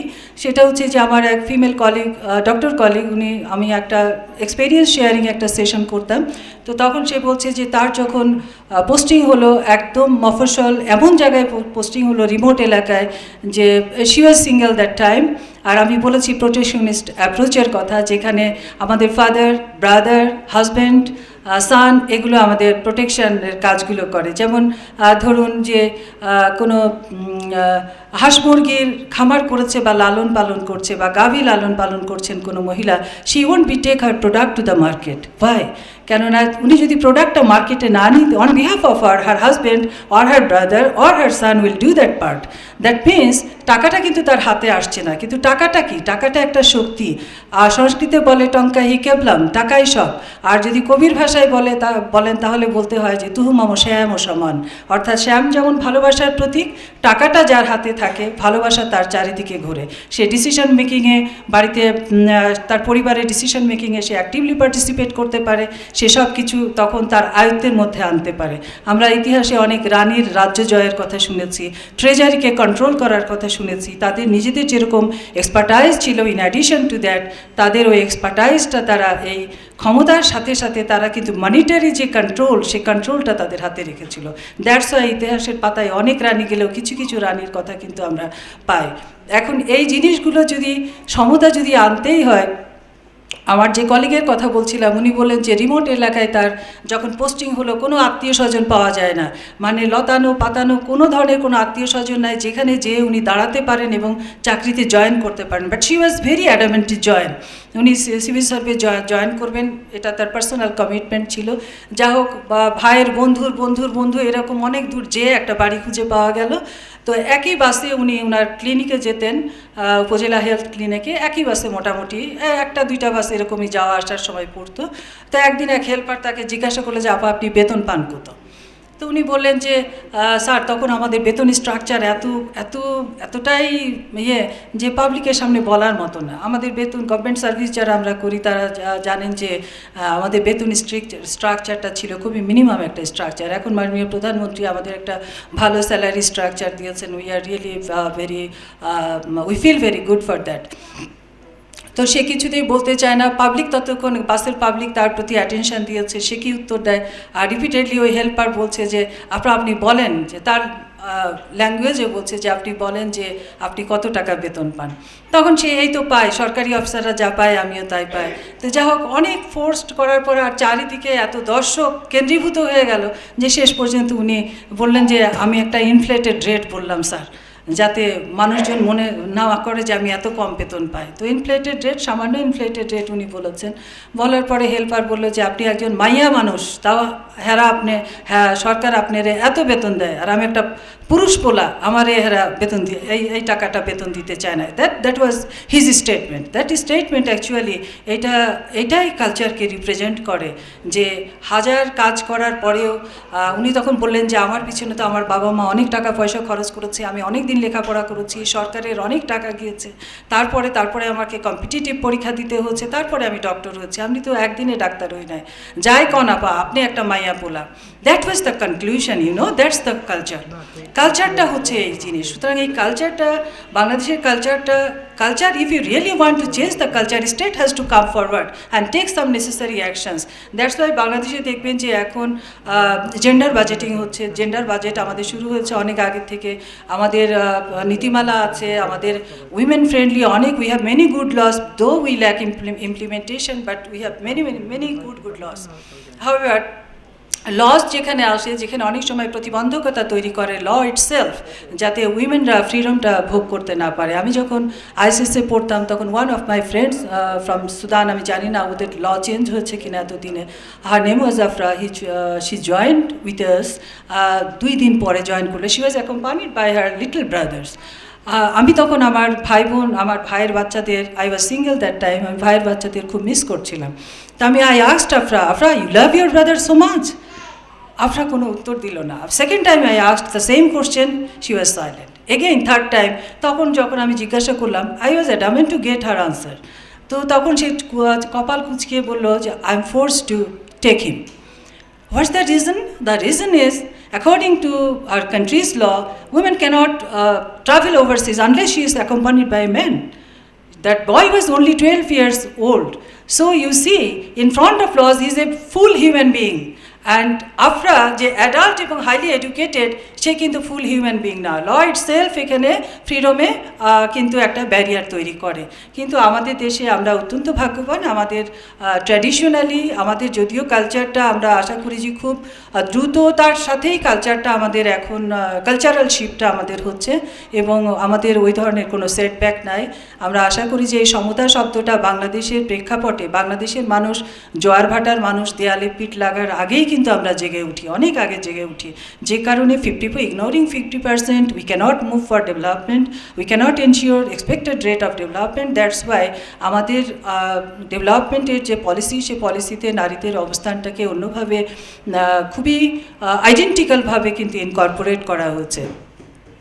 এখন আসি যে সমতার কথা যে বলছি, বিশ্বে কিভাবে আসলো, আপনারা অনেকেই আলোচনা করেছেন সেটা।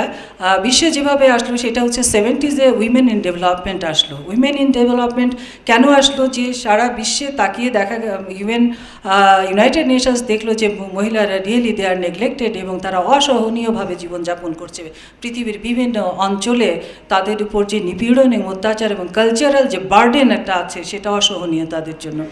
তখন ইউনাইটেড নেশনস বলল যে ডেভেলপমেন্ট প্রোগ্রামে উইমেনদের ইন্টিগ্রেট করা হোক। তো ডেভেলপমেন্ট প্রোগ্রামে যখন উইমেনদের ইন্টিগ্রেট করার কথা বলা হলো তখন দেখা গেল দশকের শেষের দিকে mainly African countries they greatly fail to do that. তো তাদের কাছে যখন জিজ্ঞাসা করা হলো যে তোমরা এটা করতে ব্যর্থ হলা কেন, তখন তারা বলল যে আমরা যদি মহিলাদের if we talk about women we won't be able to continue our power, তাহলে আর আমরা ভোট পাবো না, আমরা কিন্তু আর ক্ষমতায় থাকতে পারবো না। দেন তারা রিকোয়েস্ট করলো যে উইমেন শব্দ ইন ডেভেলপমেন্টে উইমেন ইন ডেভেলপমেন্ট ইস্যুতে আমরা উইমেনকে we cannot address women's issues. So এইখানে আরেকটা ডিমেরিট যেটা ছিল বা একটা ত্রুটি বা ডিফেক্ট ছিল সেটা ছিল উইমেন ইন ডেভেলপমেন্টে women were passive recipient not active. Passive রিসিপিয়েন্টটা কি? যখন কোনো ডেভেলপমেন্ট ওয়ার্স চলে ডাইরেক্ট স্টেক হোল্ডার যারা তাদের কাছে বেনিফিটটা ডাইরেক্টলি যাবে, বাট ইনস্টেড অফ দ্যাট যখন ট্রিকল ডাউনিং হয় অর্থাৎ বিভিন্ন জায়গায় ছাঁকুনি দেওয়া থাকে এবং সে বেনিফিটটা চুইয়ে চুইয়ে ফোটায় যায় ডাইরেক্ট স্টেক হোল্ডার। অনেক ব্যারিয়ার থাকে, অনেকগুলো ছাঁকুনি থাকে, তারপরে ছোট ছোট আকারে ডাইরেক্ট স্টেক হোল্ডারদের কাছে যায়, যে কারণে আমরা বলি আমরা সবাই অ্যাক্টিভ আর প্যাসিভ ভয়েস পড়েছি 9-10-এ। তো women war really passive recipient in women in development. So international UN তখন বললো যে ঠিক আছে আমরা উইমেন অ্যান্ড ডেভেলপমেন্ট বলি, ওয়ার্ড বলি। তো ওয়ার্ড বলা হলো এবং বলা হলো যে ঠিক আছে ডেভেলপমেন্টের সাথে তাদের যে কালচারাল বিষয়গুলো আছে, তাদের যে পার্টিসিপেশনের ডিসিশন মেকিংয়ের যে ব্যারিয়ারগুলো আছে সেগুলোকে অ্যাড্রেস করা হোক। কিন্তু আবার দেখা গেল যে পৃথিবীর বিভিন্ন দেশ স্পেশালি আফ্রিকান কান্ট্রিগুলো they are not able to do that. অনেক দেশ আমরাও অনেক দেশে এই কমিটমেন্টের উপর কাজ হচ্ছে, আমাদের দেশেও হয়েছে। তখন বলা হলো যে উইমেন শব্দটার উপরে যখন এতটাই অ্যালার্জি তখন okay remove the very word women, তখন এটাকে জেন্ডার দিয়ে রিপ্লেস করা হলো। Gender is socially constructed, gender doesn't mean women. In any society when a segment or particular sector they enjoy less status, they will be termed as gender. All over the world women enjoy less status. That's why we used to talk about, when we used to talk about women we refer gender. Gender ashole women ke bujhay na ebong eta gender hocche socially constructed, jeta society te meyeder role ta ki ছেলেদের রোলটা কি এটা ঠিক demarcate করে দেয়, এটা specific করে দেয়। আমরা যেরকম কোনো ছেলে বাচ্চাকে ফ্রক পরাই না, ঠিক জেন্ডার ওইটাই যে আমাদের অ্যাটিটিউডস যেটা সেটা বলে যে ফ্রকটা ছেলে বাচ্চার জন্য নয়। এটা হচ্ছে socially constructed. It doesn't mean যে ছেলে বাচ্চাকে ফ্রক পরালে যে কিছু একটা হয়ে যাবে তা না, but society is not ready to accept that. Anyway এটা হচ্ছে প্রেক্ষাপট। এখন আসি আমরা যে সমতার কথা যে আমরা বলছি, এই সমতাটা আমরা কিভাবে করোনার কালে সমতার আমরা বলছি, সমতা বলছি যে উইমেন নেতৃত্ব দেখে মানুষ পৃথিবী হোল ওয়ার্ল্ড এতটাই অ্যামেজড হয়েছে যে এখন তারা মনে করছে যে তাহলে তো উইমেনরাই সব কিছু করলো। কেন? উইমেনরা যেহেতু নার্স আছে, ডক্টর আছে, আমাদের যদি ট্র্যাডিশনালি যদি মেয়েদের লেখাপড়ার দিকে খেয়াল করেন, বাবা মা যারা রেডি ছিল মেয়েদের লেখাপড়া করাবে, তারা কিন্তু তাদের মেয়েদেরকে তারা হয় শিক্ষক করেছে, নার্স করেছে, নয়তো ডক্টর করেছে। মেইনলি কিন্তু কেয়ার গিভিং সেক্টরে মেয়েদের অবস্থান। সুতরাং এরকম প্যান্ডেমিক সিচুয়েশনে সিংহভাগ মেয়ে যে এগিয়ে আসবে সেটা কিন্তু খুব স্বাভাবিক। তো যাই হোক, এর মধ্যেই যে সমতার কথা আমরা বলছি, আমি শ্রদ্ধা ভরে স্মরণ করছি সেই সব আমাদের সেই সব ডক্টর এবং সেই সব নার্সদের যারা প্যান্ডেমিক সিচুয়েশনের মধ্যে যারা মৃত্যুবরণ করেছেন, অগ্রণী ভূমিকা পালন করেছেন পৃথিবীর মানুষের জন্য। আমাদের দেশেও 10 জন ফিমেল ডক্টর মারা গেছেন, 18 জন নার্স মারা গেছেন এই প্যান্ডেমিকের মধ্যে, তাদের প্রতি পূর্ণ শ্রদ্ধা জানাচ্ছি। আর যে জিনিসটা বলছেন যে করোনাকালে নেতৃত্বে যেটা আমরা দেখেছি যে মাননীয় প্রধানমন্ত্রীর যে নেতৃত্ব আমাদের দেশে, সেই নেতৃত্বের দিকে যদি আমরা তাকাই, সেদিন উনি ওনার কথা আমাদের সাথে শেয়ার করছিলেন, আমাদেরকে ডেকেছিলেন। উনি বলছিলেন যে যখন প্যান্ডেমিক শুরু হলো, যখন অসুখটা আসলো বিশ্বে, অজানা একটা অসুখ, তখনই উনি আলাদাভাবে একটা বাজেট টাকাটা সরিয়ে রাখলেন, আলাদা করে রাখলেন, সো দ্যাট যারাই এর ওষুধটা তৈরি করবে তাদের কাছে যেন অ্যাডভান্স বুকিং দেওয়া যায়, যেন বাংলাদেশের মানুষকে উনি ওনার প্রিয় মাতৃভূমির এই প্রিয় মানুষগুলোকে উনি অত্যন্ত হৃদয়বান, জাতির পিতা বঙ্গবন্ধুর মতো বিরাট হৃদয় মানুষ এবং মানুষকে অত্যন্ত ভালোবাসেন।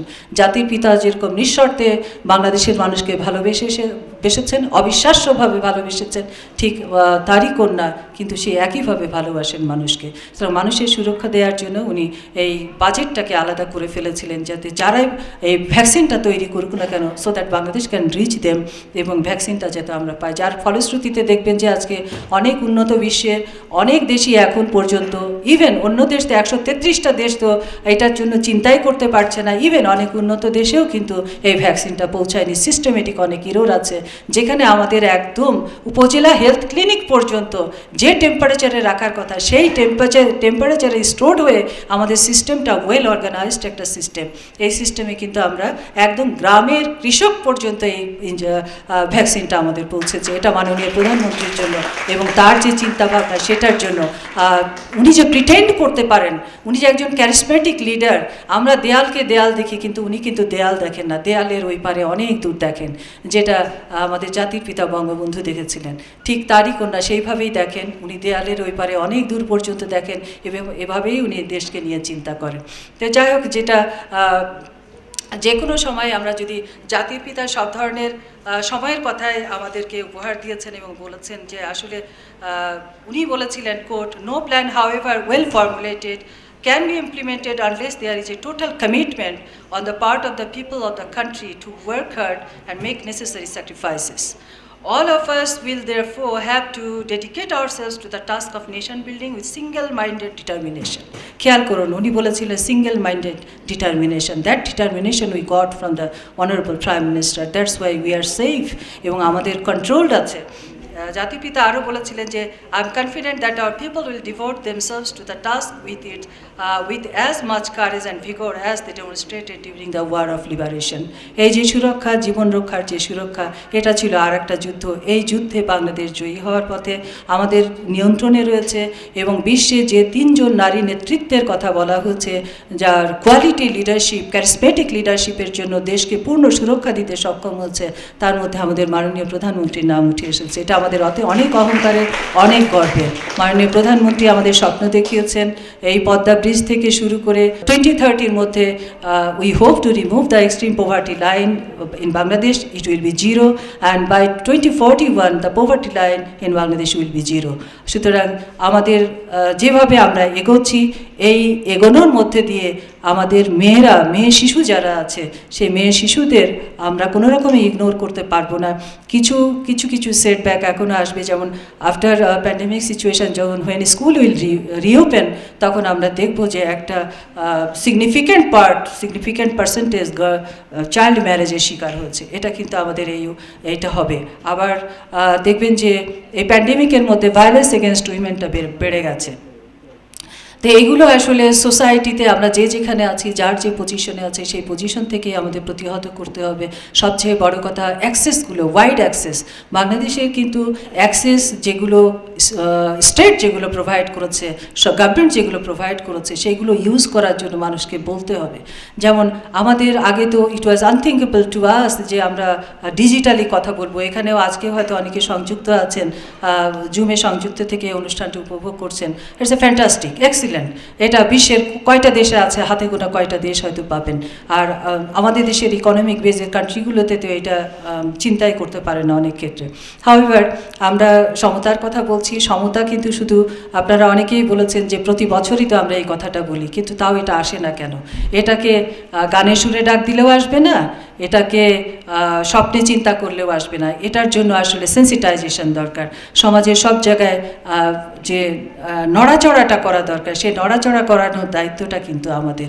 দেখুন গভর্নমেন্ট, লোকাল গভর্নমেন্টে ইউনিয়ন পরিষদে মহিলা মেম্বার দিয়েছে, উপজেলার ভাইস চেয়ারম্যান কিন্তু আমাদের মহিলা। এগুলো হচ্ছে সিম্বলিক, অর্থাৎ চেয়ার ইজ এ ম্যাটার। এটা সেক্স কি, সেক্সটা কিন্তু ম্যাটার করে না এখানে, চেয়ারটাই হচ্ছে পাওয়ার। সুতরাং এই জিনিসটা মানুষের দৃষ্টিতে সহনীয় হবে, দেন পিপুল উইল আন্ডারস্ট্যান্ড যে চেয়ারই ম্যাটার, এখানে মানুষ বা সেক্সটা ম্যাটার করে না।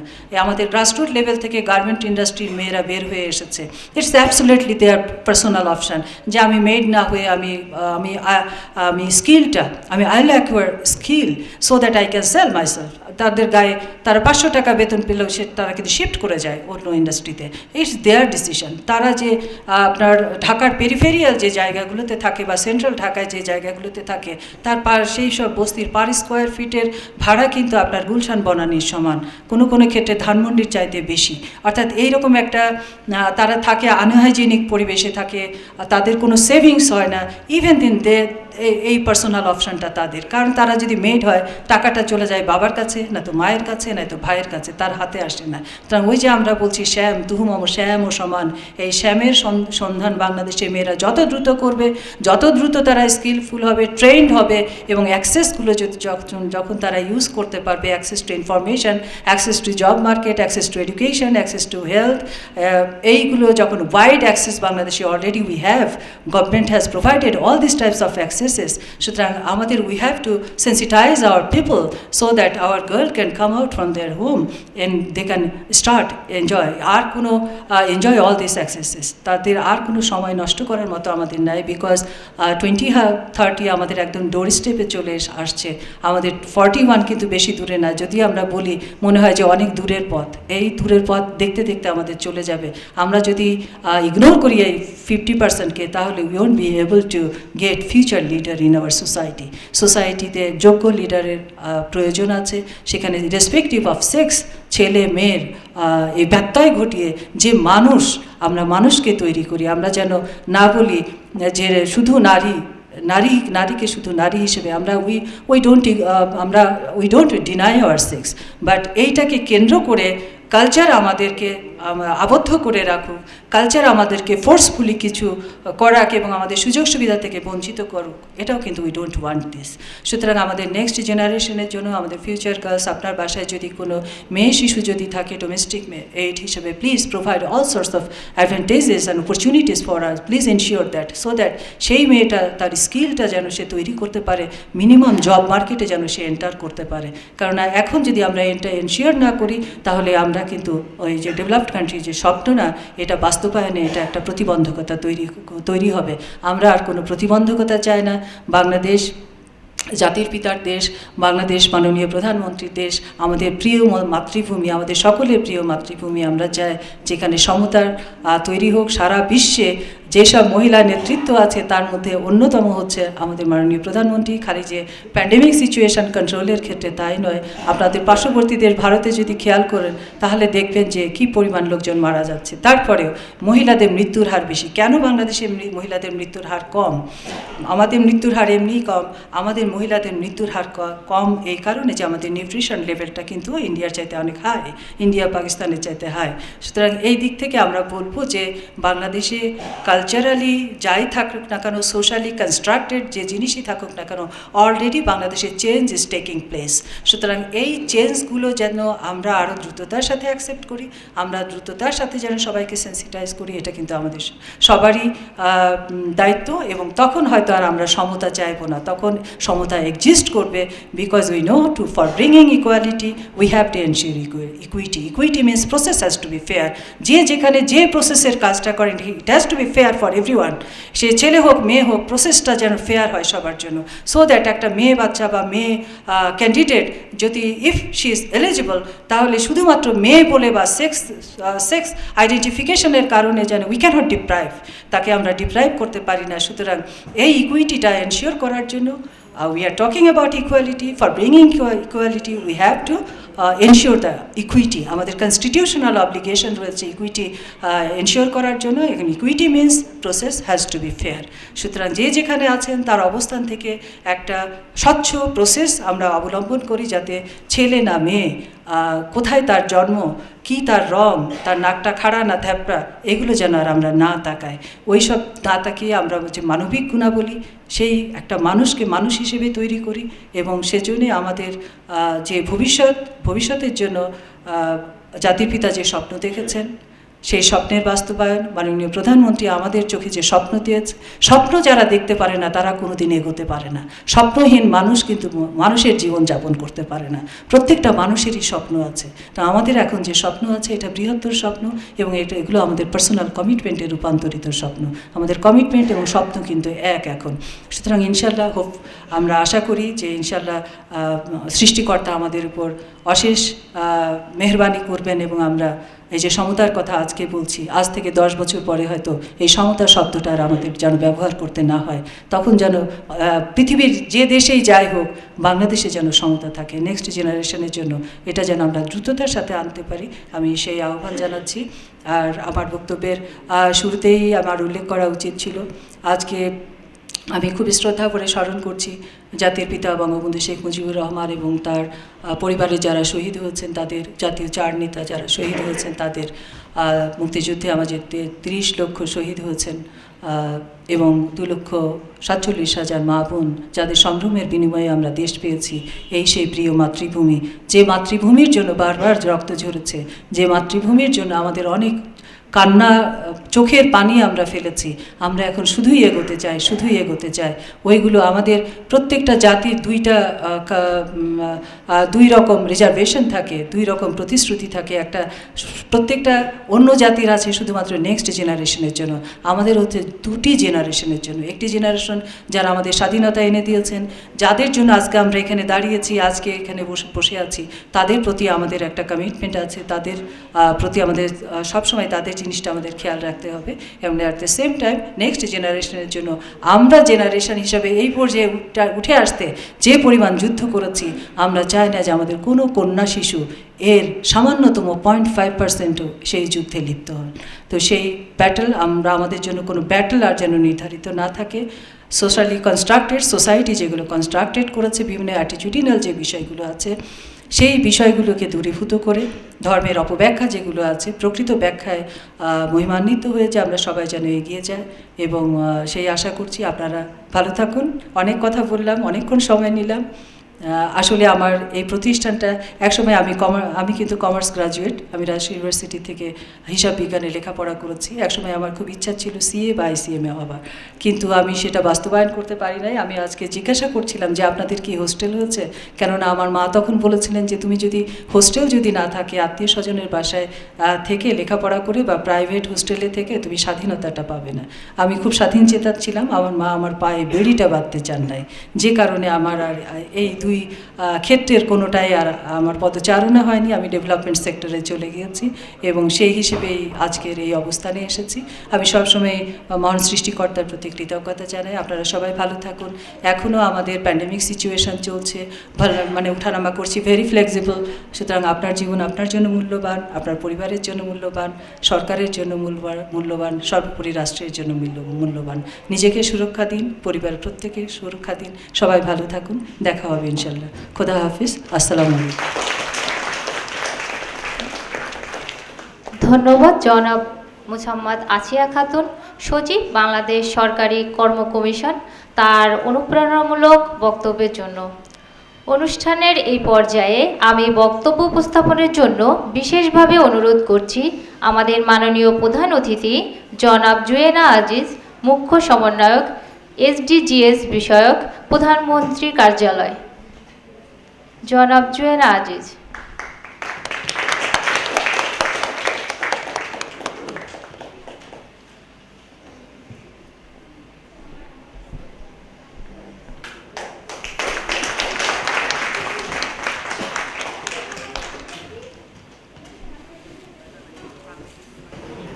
নারী দিবসের এই অনুষ্ঠানের বক্তব্যের শুরুতেই আমি গভীর শ্রদ্ধার সাথে স্মরণ করতে চাই সর্বকালের সর্বশ্রেষ্ঠ বাঙালি জাতির পিতা বঙ্গবন্ধু শেখ মুজিবুর রহমানকে, এবং আরও আমি শ্রদ্ধার সাথে স্মরণ করি আমাদের মুক্তিযুদ্ধের সময় সকল বিজয়ী মুক্তিযোদ্ধা এবং যারা শহীদ হয়েছেন তাদের, এবং আমাদের সেই সব মা বোনদেরকে যারা সংগ্রহ করা হয়েছিলেন।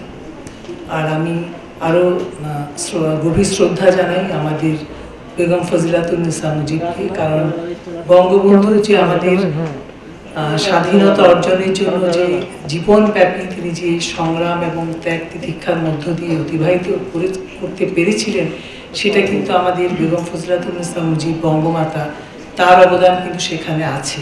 কারণ তিনিও যদি সে আত্মত্যাগে সামিল না হতেন, তাকে সহযোগিতা না করতেন, তাহলে হয়তো এত দীর্ঘদিন কারাবাস বা এই সংগ্রাম, দীর্ঘ সংগ্রামিক জীবন, সেটা হয়তো সম্ভব হতো না।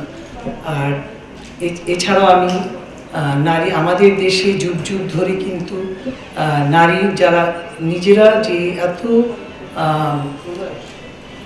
মানে পরিমিত বা স্বল্প পরিসর হলেও কিন্তু সবসময় আপনি দেখবেন যে আমাদের এই ভারতীয় উপমহাদেশের নারীরা কিন্তু যুগ যুগ ধরেই কিন্তু হয়তো খুব ব্যাপকভাবে না হলেও যারা ছিলেন স্বমহিমায় দীপ্তিমান ছিলেন। আমরা জানি যে সুলতানা রাজিয়া ছিলেন এখানে, আমরা জানি যে খনার কথা, আমরা জানি যে বহু প্রাচীন কথা, যে সে কতটা মেধাবী ছিল, এবং ওটার গল্প আপনারা যদি জেনে থাকেন তাহলে জানবেন।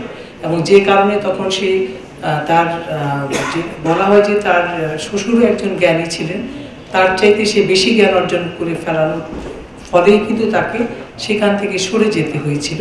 তো এটি দেখেন যে কাজেই নারীর কিন্তু আমি যেটা বলতে চাই, মেধা যোগ্যতা সবই আছে। তো আমার ইতিপূর্বে বক্তা যেমন কিনোট পেপার প্রেজেন্ট করেছেন, তাকে আমি ধন্যবাদ জানাই, কারণ তিনি দেশে বিদেশের অনেক উদাহরণ উনি এনেছেন এবং অনেক কষ্ট করেছেন।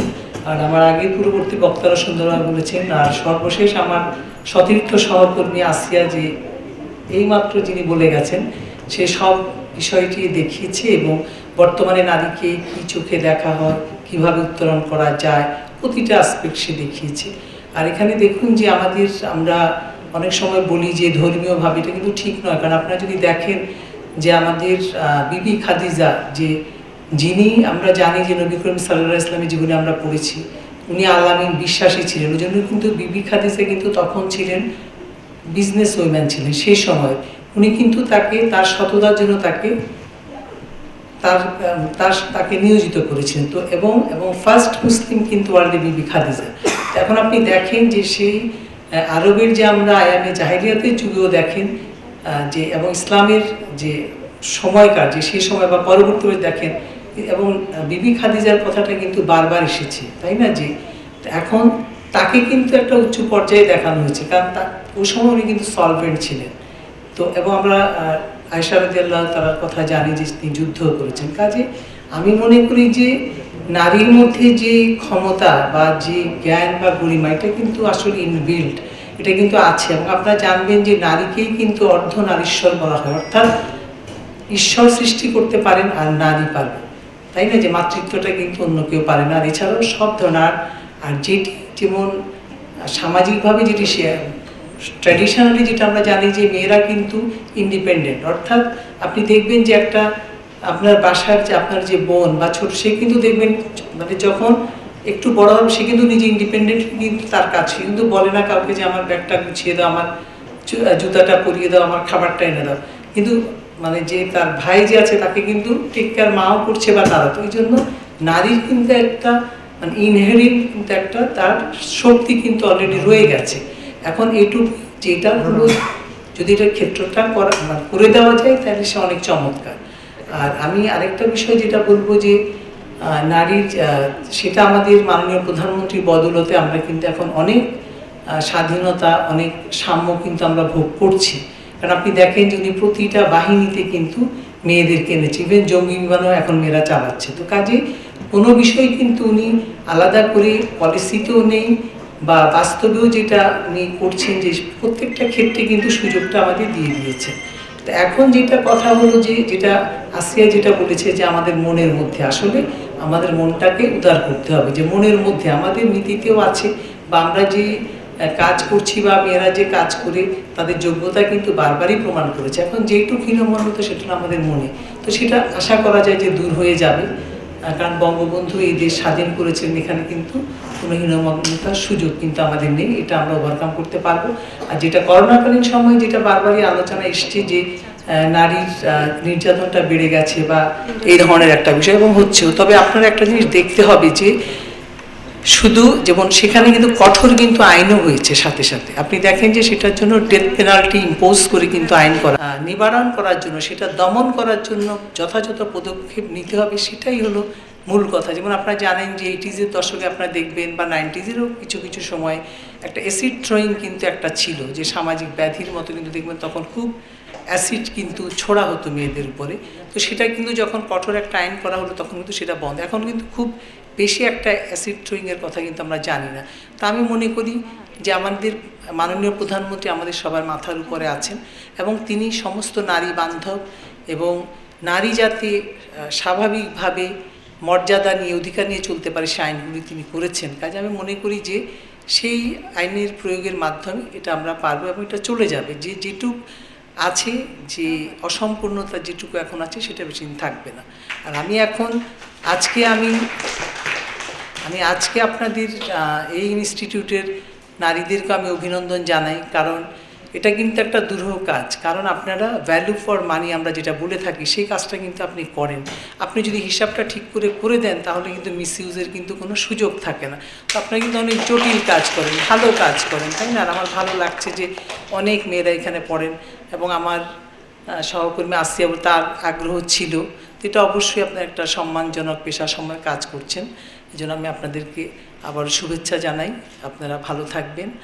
আর আরেকটা বিষয় হলো এখানে যেমন আপনার আজকের সাবজেক্ট ছিল যে করোনাকালীন সময়ে, তো এটি আমাদের আসলে আমি অত ব্যাপকভাবে এটা আলোচনা না করলে, আমি শুধুমাত্র যদি আমাদের মাননীয় প্রধানমন্ত্রী যা যা করেছেন যে প্যান্ডেমিক শুরু হওয়ার পরে, এটুকু যদি আপনাদের সাথে একটু শেয়ার করি তাহলে বোঝা যাবে।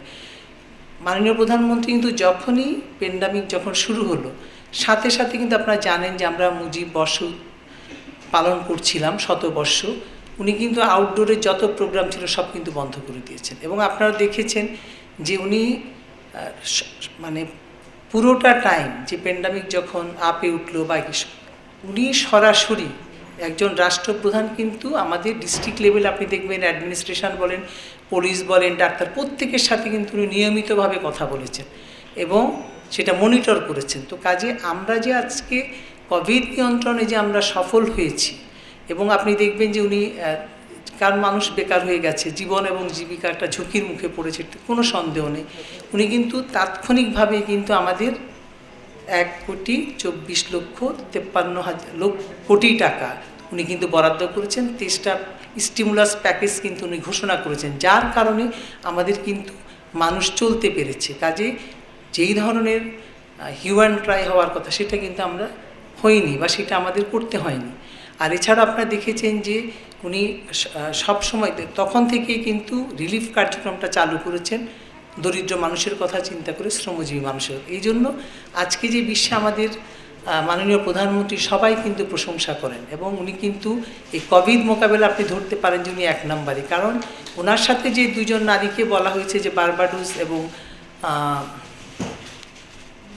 নিউজিল্যান্ডের, ওনাদের কিন্তু দেখবেন জনসংখ্যা আমাদের তুলনায় কিছুই না এবং আমাদের যে অন্যান্য যেসব সমস্যাগুলো আছে, যেমন আমাদের প্রাকৃতিক দুর্যোগ আছে এবং অধিকন্তু যে মিয়ানমারের যে রিফিউজি আমাদের এখানে এসছে, তো এসব ধরলে বা সংখ্যার কথা যদি আপনি ধরেন তাদেরটা কিন্তু কম ম্যানেজেবল, কিন্তু আমাদের মাননীয় প্রধানমন্ত্রীর কিন্তু কঠিন ছিল, আমাদের সিচুয়েশান কিন্তু ওদের চাইতে অনেক বেশি কঠিন ছিল, কিন্তু উনি সেটি উত্তরণ করেছেন। এবং উনি কিন্তু আপনি দেখবেন যে পরবর্তী পর্যায়ে উনি কিন্তু বলেছেন যে ওয়ার্ল্ড লিডারদের কাছে উনি বলেছেন যে তোমরা এখন কি করতে হবে, যে সমতার ভিত্তিতে করতে হবে এবং যাদের উন্নত দেশ আছে তাদের কিন্তু অন্যদের দিকে তাকাতে হবে।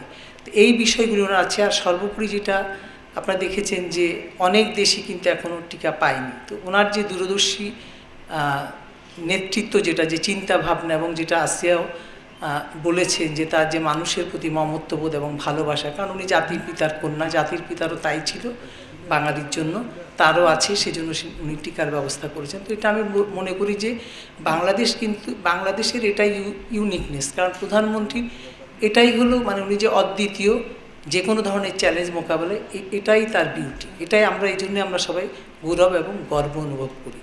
আর এটি সত্য কথা যে করোনাকালীন সময়ে নারীরাই বেশি, কারণ তারা নার্স ছিল, ডক্টর ছিল এবং টেকনোলজিস্টও ছিল, কারণ সারা বিশ্বেই কিন্তু তারা সিনসিয়ার ছিল, তারা ঠিকমতো দায়িত্ব পালন করেছে এবং সেই কারণে তাদের প্রাণও কিন্তু বেশি গেছে।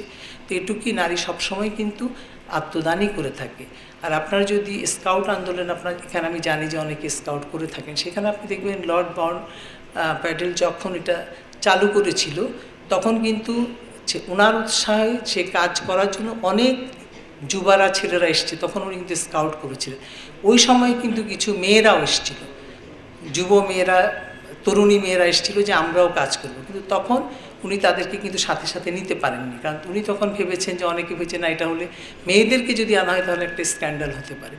তখন অনেক পরে কিন্তু উনি তার স্ত্রী, আপনি জানেন যে লেডি পাওয়েল ব্যাটেন, যে উনি ব্যাটেন পাওয়েল, ওনাকে কেন আনা হয়েছে যে মেয়েদেরকে তখন গার্লস গাইড বা গার্ল স্কাউট হিসাবে কিন্তু নিয়োজিত। তাহলে আপনি দেখেন নারীকে কিন্তু প্রথমে কোথাও একটা এভিনিউ খোলার সময় কিন্তু একটু সমস্যা হয়, কিন্তু সেটা অতিক্রম করা যায়। তো এটুকু আমি বলবো। আর আমাদের সবচেয়ে বড় কথা হলো আমাদের দেশে আমাদের নেতৃত্ব আছে আমাদের মাথার উপরে, কাজে আমরা ভয় পাই না। আমরা মনে করি যে কোনো ধরনের দুর্যোগ, এই করোনার মতো, আমরা কিন্তু সবই আমরা অতিক্রম করতে পারবো এবং আমাদের জীবন এবং জীবিকা সচল থাকবে, এটা আমরা সবাই বিশ্বাস করি। আর মাননীয় প্রধানমন্ত্রী যেটি বলেছেন যে আমরা 2041 সনে যে উন্নত বিশ্বকান, আমরা ইতিমধ্যে গ্র্যাজুয়েট কিন্তু হয়েছি, আমরা উন্নয়নশীল দেশ বা মধ্যমায় দেশে কিন্তু আমরা এসেছি, কাজে ওটা আমরা পারবো, এটা আমাদের দৃঢ় বিশ্বাস আছে। কাজে আমরা সবাই প্রত্যেকে যার যার জায়গা থেকে আমাদের দায়িত্ব সঠিকভাবে সচেতনভাবে পালন করতে পারবো, তাহলেই কিন্তু সব সম্ভব। এবং তখন কিন্তু যখন সঠিক দায়িত্ব পালন করব তখন কিন্তু নারীর প্রতি বৈষম্যটাও চলে যাবে, এটা হলো কথা। তো এটুকু আমি বলবো। আর নারীরা সবসময়, আমি যেহেতু একজন নারী, আমি বলবো আপনারা কিন্তু সবসময় মাথা উঁচু করে মর্যাদা নিয়ে, কারণ আমি মনে করি যে কেউ যেন বলতে না পারে যে আপনি নারীর জন্য এটা করেছেন বা ওটা, মানে এই ধরনের যেন কেউ আপনাকে ভুল না বুঝতে পারে। এটার দায়িত্ব কিন্তু আমাদের সবার নিজেদের, কারণ আমরা আমাদের যোগ্যতা দিয়ে, মেধা দিয়ে, পরিশ্রম দিয়ে, আত্মমর্যাদা দিয়ে সেটা আমরা প্রুফ করবো, আমরা করেছি অতীতে, এখনও করবো, সেটার ব্যাপারে আমাদের সচেতন থাকা, কারণ কেউ কিন্তু আমাদেরকে দিবে না। যে আমরা যদি নিজের যোগ্যতায় বারবার প্রমাণ করতে হয় তখনই আমরা পারব, এটুকু আশাবাদ ব্যক্ত করছি। আর আপনাদের এখানে যে নারীরা আছেন তারা আমি মনে করি যে ভবিষ্যতে অনেক বড় বড়, তাই না, যে কস্ট অ্যাকাউন্টের আপনারা অনেক বড় পদে যাবেন এবং দেশের যে হিসাব হচ্ছে আমরা উন্নত বিশ্বে যাব, সেখানে আপনাদের ভূমিকা, আপনাদের অবদান রাখবে, এই আশাবাদ ব্যক্ত করছি। সবাইকে ধন্যবাদ। নারী দিবসে আপনার মহামূল্যবান বক্তব্য প্রদান করার জন্য আপনাকে অনেক ধন্যবাদ।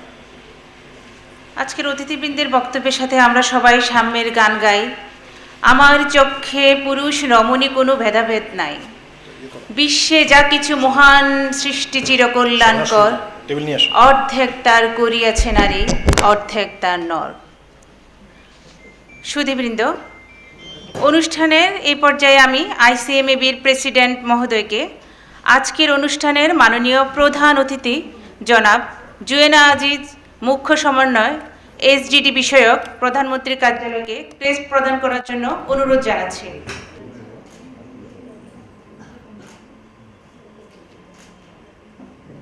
আমাদের সেক্রেটারি মহোদয়কে, আমাদের বিশেষ অতিথিকে এবং একটি টোকেন উপহার। আমাদের আইসিএমএবি প্রেসিডেন্ট মহোদয় আজকের অনুষ্ঠানে মাননীয় প্রধান অতিথি জনাব জুয়েনা আজিজ, মুখ্য সমন্বয়ক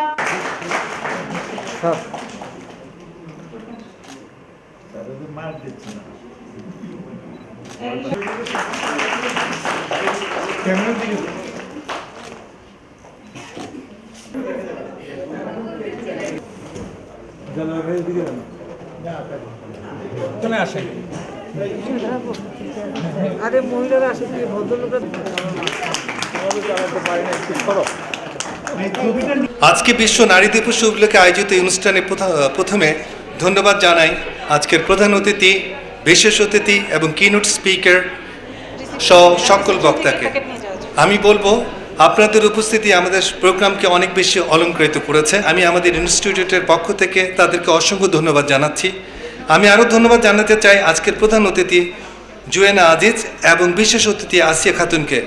ওনারা শত ব্যস্ততা থাকা সত্ত্বেও আমাদের আজকের অনুষ্ঠানে উপস্থিত হয়েছেন। কাজী ইনস্টিটিউটের পক্ষ থেকে আবার ওনাদেরকে ধন্যবাদ জানাচ্ছি। আজকের দিনে মেয়েরা পারে না এমন কোনো কাজ নেই। আজকের এই পৃথিবীকে অনেক চ্যালেঞ্জ রয়েছে এবং তেমনি অনেক অপরচুনিটিও আছে।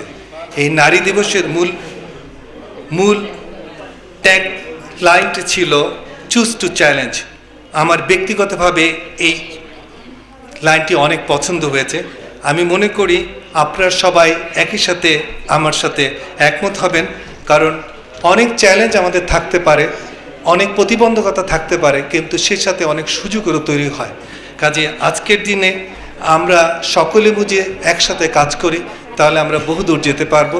কারণ সমাজে নারী পুরুষের সমান অধিকার যেমন রয়েছে, তেমনি একসাথে দৌড়ানোর ভূমিকাও কিন্তু আমাদের রয়েছে।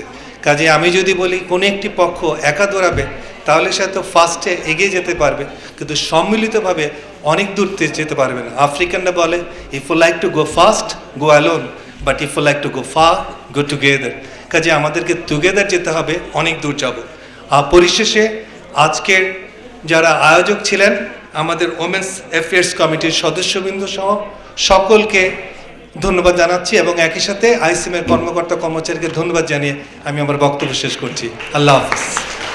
ধন্যবাদ স্যার আপনার সমাপনী বক্তব্য প্রদান করার জন্য। আমাদের অনুষ্ঠান এখানেই শেষ। আপনাদের সকলকে অশেষ ধন্যবাদ।